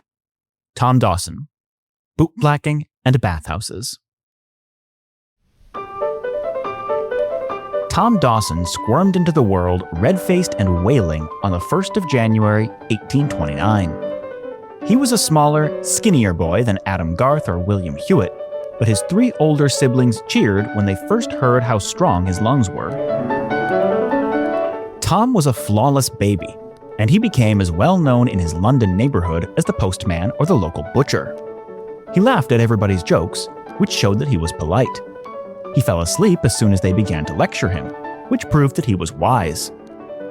He observed the world wide-eyed from underneath a floppy bonnet, and after he was old enough to walk, he staggered through it, like a garrulous old man who's had too much to drink. Until the year before his birth, Tom's parents had been agricultural laborers who migrated from the English countryside to London every winter. Work was steadier in the city, and it paid them better than the rural jobs that they could find off-season. Moving their 3 children back and forth between 2 worlds had always been a hassle, though. Once the Dawsons had good reason to expect that a 4th child was on the way, they chose to stay in London permanently. Tom, then, was born and raised a city boy. Of all his siblings, he alone had never seen the countryside. Tom's father, Mr. Henry Dawson, was a costermonger who sold eel pies, boiled whelks, and especially fried fish, all served piping hot with chips, of course. "Baked taters!" you could hear him crying to the passers-by. He had started in this business with nothing more than a borrowed frying pan and a serving tray. After a year of work, he'd saved enough money to buy his own utensils and to build a little food stand in the alleyway outside the flat he rented. There, he diligently hid the smell of fish beneath enormous quantities of oil. Once he'd fried the haddock or the flounder or the herring or whatever catch had been the cheapest at the docks, he garnished it with parsley, salted it, wrapped it in old newspapers, and hawked it to his customers, who relished every bite. Tom's mother, Mrs. Bella Dawson, purchased oysters at the docks each morning, and she sold them raw on foot in rounds across the city. With her children toddling at her side, she started work before sunrise and ended it by noon, when she went home to help her husband with the lunch rush. Mrs. Dawson was proud of her oysters. She knew that in the days of ancient Rome, shellfish from London was considered a rare delicacy fit for the elites. Now, unfortunately, it had fallen on hard times. Many of her customers were critically impoverished.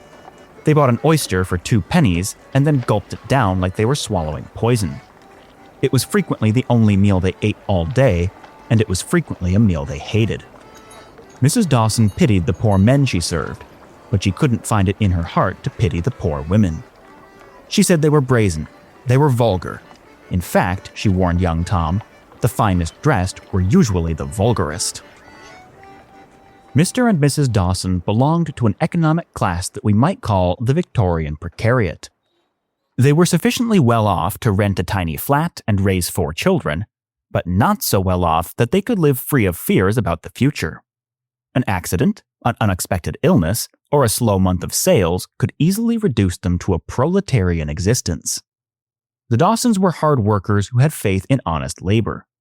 But, ultimately, their fate rested on the unstable ecology of the River Thames. Although they lived in the world's largest, most developed city, they were essentially a tribe of hunter-gatherers.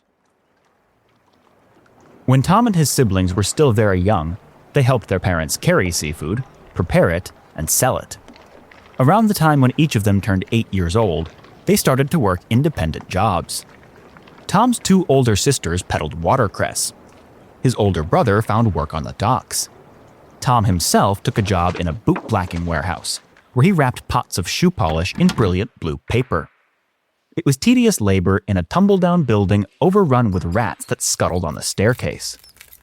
As he gazed out the window at the coal barges upon the Thames, he despaired that his whole world had been reduced to scissors, paper, pots, and string. Here, for the first time in his life, he felt ashamed of being poor. Tom was a child tormented by bad emotions. It's no wonder that he sometimes made selfish choices. For example, he had sworn to give all of his wages to his struggling parents.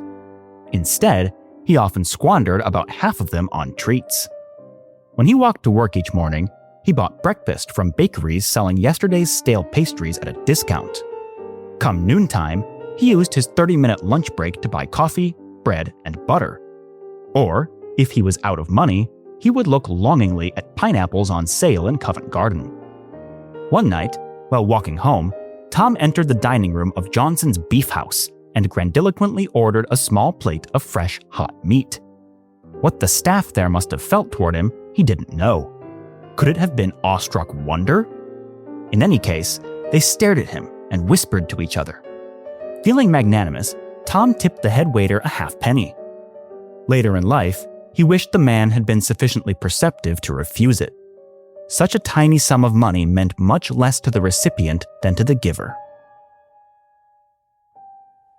The Dawson parents cared about their children's futures, but they couldn't spare the money to enroll them in a school that charged tuition, and they didn't have the knowledge for much homeschooling.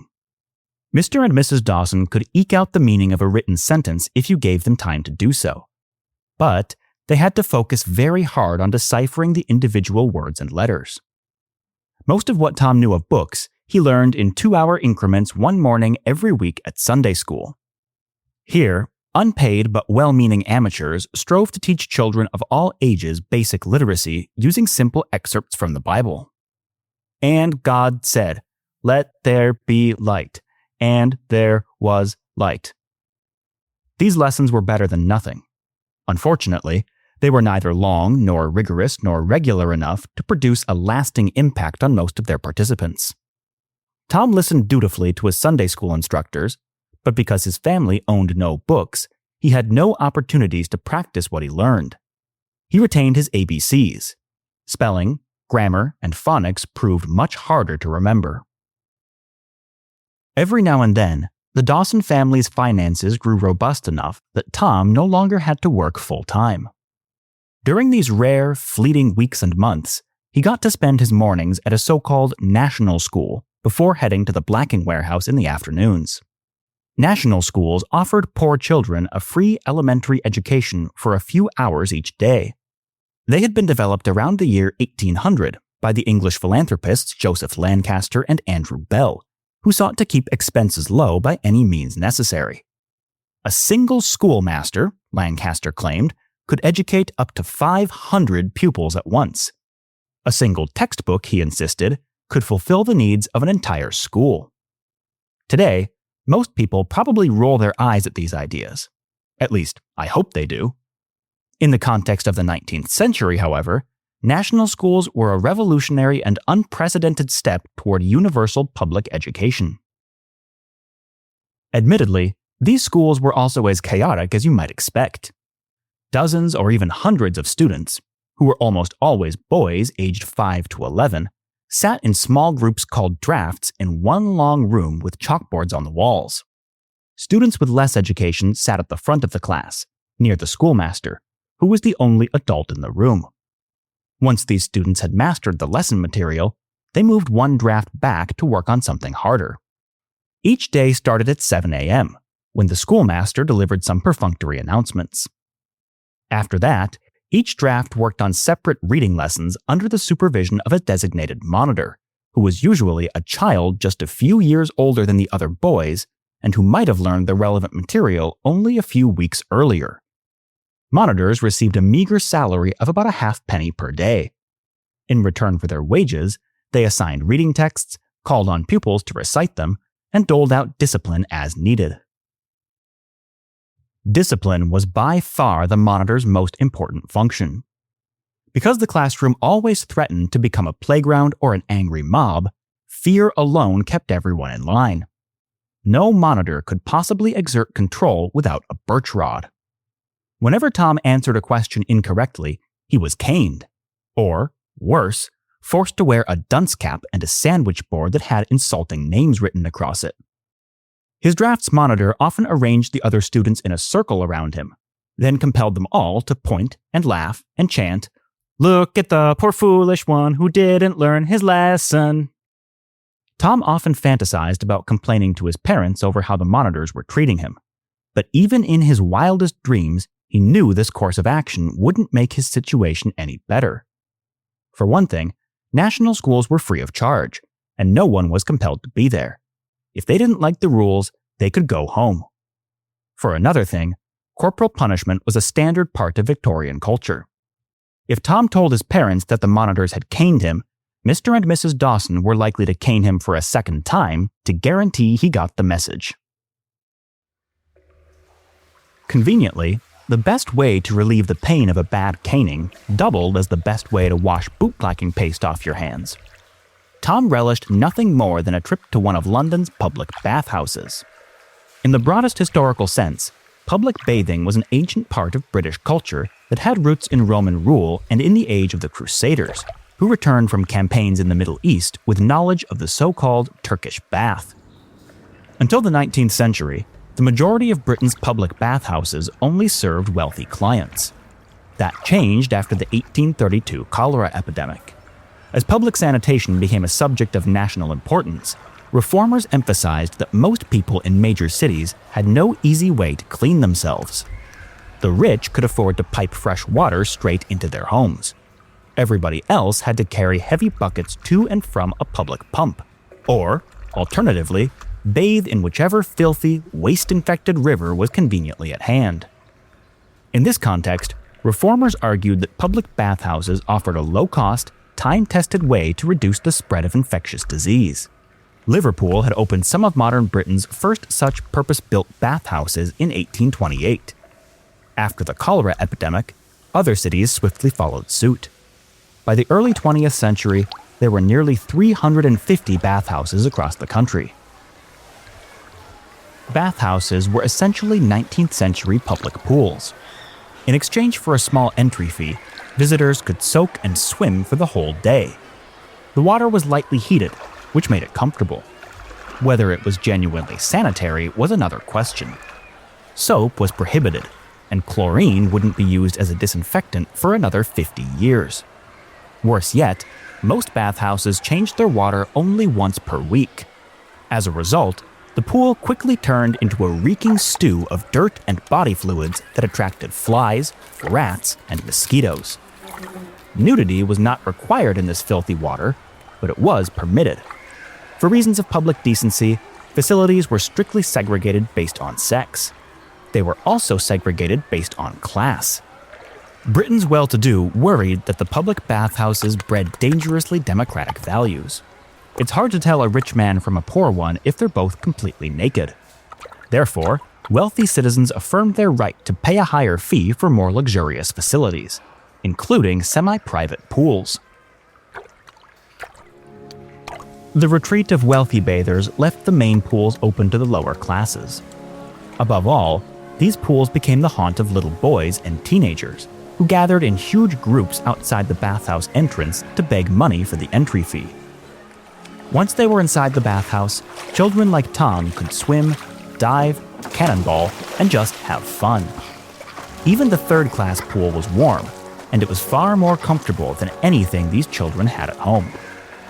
Setting aside their flaws, Victorian bathhouses were genuinely precious institutions, insofar as they gave underprivileged kids a place to live like kids. When Tom Dawson floated languidly upon his back, he didn't need to think of oysters, paste pots, or schoolwork. He closed his eyes. He listened to the happy laughter of his friends. At times like these, he felt that at least one small part of London had been built with him in mind. It was summer, he was young, and there was no need to grow up just yet. Chapter 6. Esther Smith. Eaver, Weaver, Chimney Sweeper. Listeners should be advised that this chapter includes descriptions of child abuse. If you're sensitive to this subject, then I recommend skipping ahead to the episode's conclusion. The streets of London were no place to raise a child. In addition to poverty's everyday hardships, the capital's damp climate, polluted air, and enormous colonies of rats made life particularly hazardous for infants. Fortunately, desperate mothers seeking a way out of parenthood could give up their unwanted babies to the Foundling Hospital in Bloomsbury, where professional caretakers would raise and nurture them until adulthood, no questions asked. Located just a few blocks north of the British Museum, the Foundling Hospital became a beacon of Victorian charity.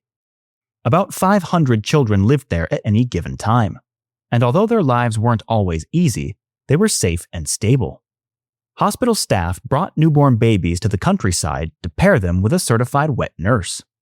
After the children became old enough to walk and talk, they were returned to the facility in London, where they wore standard-issue uniforms, lived in gender-segregated wings, and ate meals of gruel and boiled meat for the next several years. Foundlings rose each day at 6 a.m. for work and school. School focused on developing basic literacy skills. Work consisted of menial labor, such as laundry, sewing, or gardening. These tasks kept the hospital operational, and they allowed it to raise badly needed funds. Once the foundlings entered puberty, the next stage of their lives began. Although they stayed in touch with hospital staff until they came of age, the institution partnered them with trusted outside contractors, who took them on as workers or apprentices and gave them food and shelter. Whenever possible, the hospital attempted to place children in a field that appealed to their personal interests. Many of the Greater London area's bakers, tailors, and farmers had grown up as foundlings. Countless letters preserve conversations between former foundlings and the caretakers who loved and nurtured them during their early years. Charles Dickens, who lived near the hospital, donated money to its cause and favorably alluded to it in several of his best-known novels, including Oliver Twist. Dickens' wife, Catherine, even wrote a letter of recommendation for a woman seeking a job as a hospital wet nurse. Today, the Foundling Hospital's Bloomsbury building has been converted into a museum, but the institution's work continues through a charity called Quorum. If you'd like to learn more about this charity, you can find a link on this episode's webpage at meltingintoair.net. Despite the Foundling Hospital's good work, it was too small to care for every needy child. Esther Smith, for instance, never had the privilege to live there. Esther was born into a lower-middle-class London family on New Year's Day, 1829. For reasons that she never understood, her life soon turned tragic. When the girl was only 3 years old, she and her older brother Benjamin were orphaned by the cholera epidemic, which killed both of their parents in a single evening. After this calamity, the children's aunt and uncle took them in. Later in life, Esther retained almost no memory of her birth parents. Her aunt and uncle, Minnie and Robert Smith, already had 5 children of their own. Mrs. Smith sold cabbages from a street stand. Mr. Smith worked in construction, hauling gravel. With luck, the family might just barely have scraped by financially. But they weren't lucky. They were merely loving. After the death of Esther's parents, her aunt and uncle understood perfectly well that she and her brother would grow up on the streets or in a workhouse unless the adults acted quickly. Although their finances couldn't afford to take on 2 more children, their consciences couldn't afford to let them go. So, picture Esther in the tiny flat that her adoptive parents paid to rent in Whitechapel. A small, skinny girl dressed in patched clothes, with a shock of red hair, a smattering of freckles, and a pair of big green eyes. She's loved and protected, but because of circumstances out of her control, or any other single individual's, she's not given many opportunities in life. The Smith family survives on little more than oats and turnips. Their protein comes mostly from cheese. Meat is too expensive to eat more than once per week. Because her uncle often suffers workplace injuries that keep him from his job, Esther, Benjamin, and their adoptive siblings need to work almost as soon as they can walk. They deliver messages. They peddle trinkets. In old age, Esther reflected that but for God's mercy and her aunt and uncle's guidance, they might all have become thieves and street urchins. Benjamin and his adoptive brothers sometimes snatched a few haphazard hours of formal education at so-called ragged schools. These schools were charitable institutions, staffed by volunteer instructors and designed for extremely poor children whose dirty faces, torn clothes, or unkempt hair barred them from national schools like the one that Tom Dawson attended. Ragged schools were Victorian Britain's last line of defense against childhood poverty. If you found yourself here, life had already failed you. Now, the purpose of an education was essentially to stop you from becoming feral. Because Esther's brothers had to work, they never went to school consistently enough to learn their letters. Esther herself remained totally untaught. In 1834, when she was only 5 years old, she began to earn an income as a chimney sweep. The coal burned by Victorian fireplaces was a dirty source of fuel that rapidly clogged chimney flues with highly flammable byproducts. As a result, most flues had to be swept at least 4 times each year. These flues, however, were extremely narrow, typically no more than 12 by 14 inches wide, and often even smaller. Children were the only people who could fit inside them. Most chimney sweeps were boys aged 4 to 8 years old, but many girls were forced into the business too. As a rule, sweeps came from families who had nowhere left to turn. Recruiters targeted the smallest, poorest children to exploit. Sometimes they searched workhouses. At other times, they went door to door in slums like Whitechapel, where Esther's family lived. Once the children and their guardians signed contracts, they were bound to a particular master until he released them. Each day, sweeps had to shimmy up multiple chimney flues. As they climbed, they pushed a long, stiff brush in front of them to dislodge creosote and soot, which fell like filthy snow upon their faces. When the children reached the chimney top, they carefully shimmied back down to the ground, bagged up the soot, and gave it to their master, who made a profit selling it as fertilizer. Although sweeps earned meager wages, their work was hideously dangerous even by Victorian standards. Esther had friends who'd gotten stuck and suffocated in the chimney after their knees jammed underneath their chins. She knew children who had fallen to their deaths, children who had died of heat exhaustion, and children who had burned alive when creosote inside the chimney they were climbing suddenly caught fire. Because chimney soot was highly toxic, boy sweeps frequently developed scrotal cancer before reaching puberty. Even the luckiest sweeps inevitably suffered from asthma, bruises, scrapes, and minor burns. After 2 months on the job, Esther broke her ankle after slipping in the flue and falling 10 feet to the ground. After 1 year as a chimney sweep, an infection blinded her left eye. Her master showed her no pity. If a chimney looked too narrow for her body, then he forced her to ascend it naked. If she grew paralyzed with fear inside the flue, then he started stabbing at her feet with pins and needles. Stories like Esther's spread widely, drawing the British public's outrage toward the sweeping industry at large. One of the most famous poems by the great Romantic writer William Blake begins with the following quatrain. When my mother died, I was very young, and my father sold me while yet my tongue could scarcely cry, weep, weep, weep, weep. So your chimneys I sweep, and in soot I sleep. A later, revised version of Blake's poem is even grimmer. Because I was happy upon the heath, and smiled among the winter's snow, they clothed me in the clothes of death, and taught me sing the notes of woe. In 1817, Parliament appointed a committee to investigate the chimney sweeping industry. Apart from evidence of widespread physical abuse, the committee found that recruiters often abducted children from unwilling parents. This practice was confirmed beyond all doubt to happen among poor families, but lawmakers were more disturbed by unsubstantiated allegations that upper-class children had been taken too. One section of the official parliamentary report dwells upon a little boy who had, and I quote, beautiful black eyes and eyelashes, a high nose, and delicate soft skin.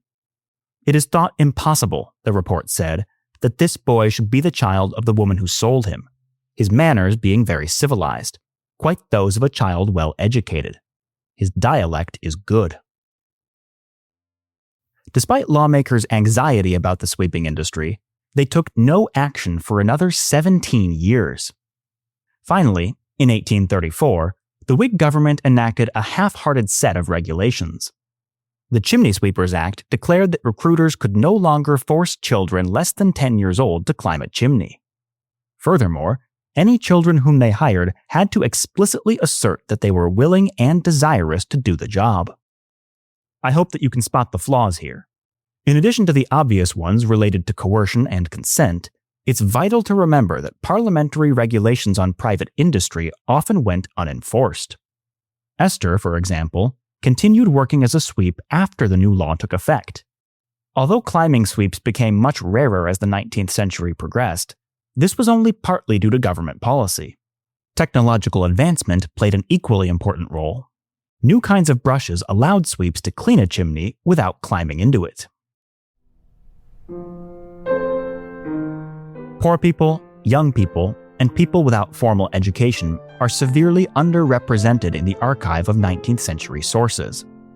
As a general rule, these people didn't write.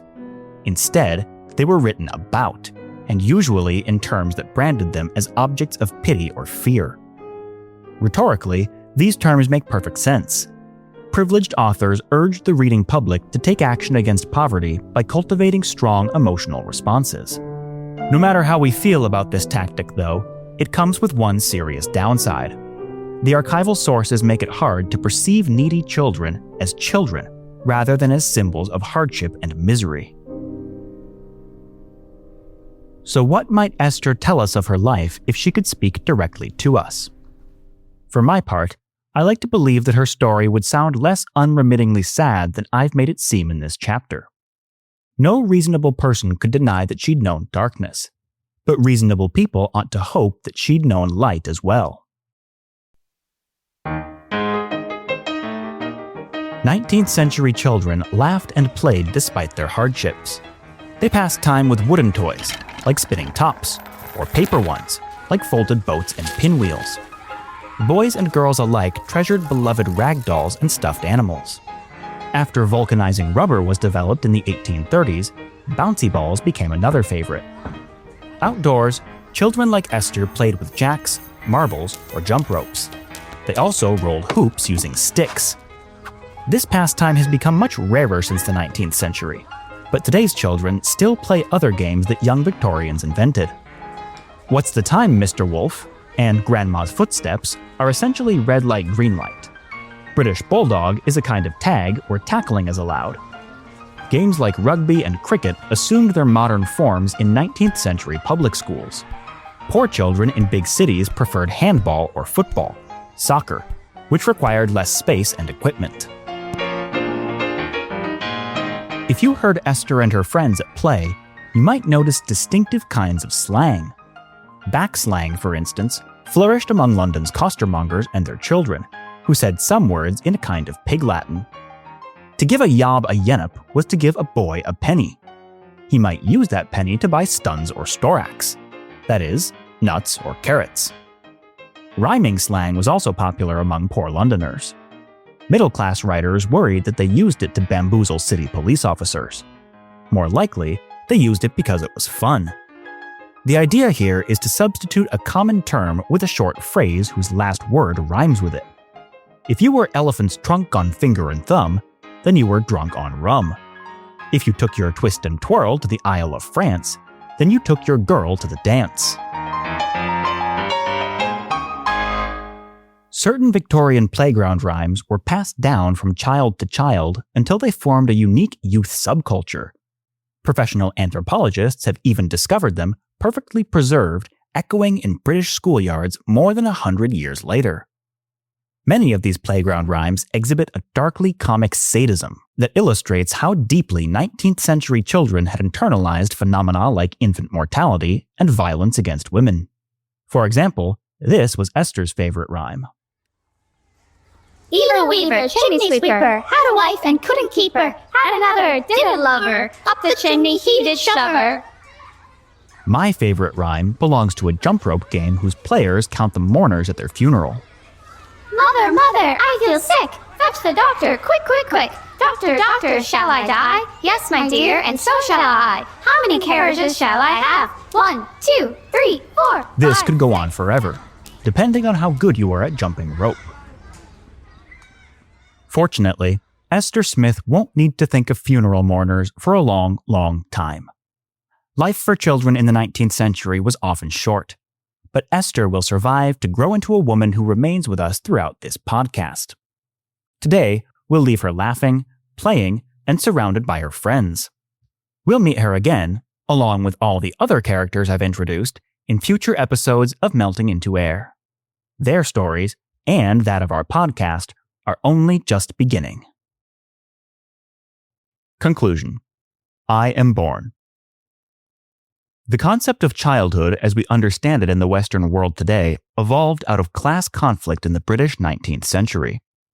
Near the top of the socioeconomic spectrum, the pampered child sheltered from the world of work became a symbol of bourgeois comfort and prosperity. Near the bottom of that spectrum, the hungry urchins starving in the street revealed industrial society's worst failures. The characters we've met throughout this episode remind us that there was no such thing as a single archetypal Victorian childhood. Class, gender, birthplace, accidents of nature, and environmental pressures all ensured that the physical and intellectual qualities inherent to childhood as such expressed themselves in wildly different ways across specific boys and girls. As people curious about the past, our challenge is to appreciate the differences between individuals without losing sight of what all children share. The Victorian era's wealth of literature makes this challenge a delight. Thanks to the hard work and creativity of 19th-century novelists, many of the most beloved children in world history are fictional. You can't truly understand the motives of Jane Eyre, Heathcliff, or David Copperfield until you know what they experienced as boys or girls. Oliver Twist, Alice, Jim Hawkins, and Mowgli all allow us to perceive exciting worlds like Wonderland or Treasure Island through a child's eyes. At the dawn of the 20th century, the Victorian fascination with childhood culminated with the fantasy of Peter Pan, the boy who will never grow up. No story better represents the British cultural preoccupation with a short and precious period of human life. This episode's survey of 7 Victorian children brings our podcast's inaugural season on the condition of England to a close. We've explored how the Industrial Revolution transformed Britain between 1829 and 1845. Now that the Victorian era and Melting into Air have both been born, I want to highlight 5 main takeaways from everything we've talked about so far. Number 1. Enclosure and industrialization propelled Britain's rural population into towns and cities. London grew into the world's largest metropolis.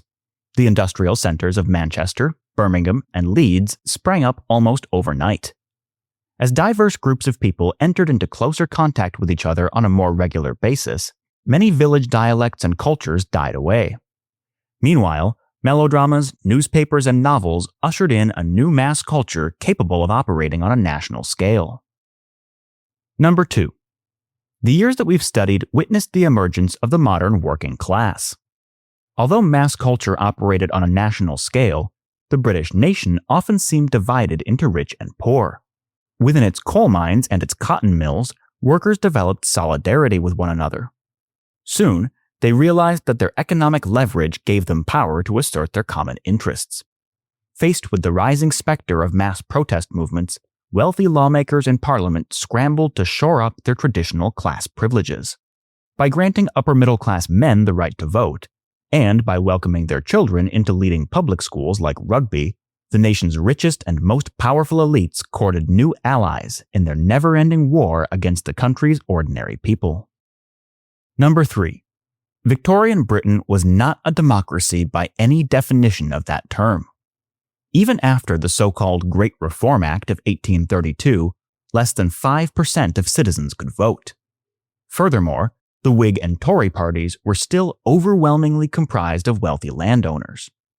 The half-hearted, last-minute reforms that these parties reluctantly enacted were consistently designed to spite their rivals or to stave off radical change. They were not the products of progressive social policy. Number 4.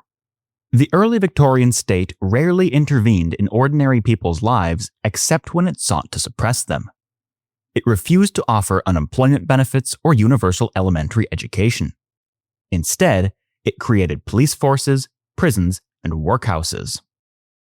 Finally, number 5. Private initiatives and non-governmental organizations filled the gaps created by a hands-off public sector. The grassroots social movement known as Chartism evolved into a proxy party for the working class. A vast web of Christian charities attempted to uplift the nation's poor. Novelists like Charles Dickens and Elizabeth Gaskell became Britain's moral conscience. All of these developments will feed into the podcast's second season, Blood and Fire. Up until now, we've fixed our attention on the geographic heart of the early Victorian Empire.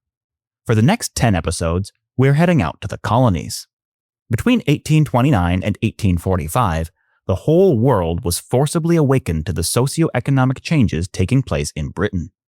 Events like the Tasmanian Genocide, the First Opium War, and the Irish Famine caused one embittered Chartist to remark that the blood never dries on our colonies.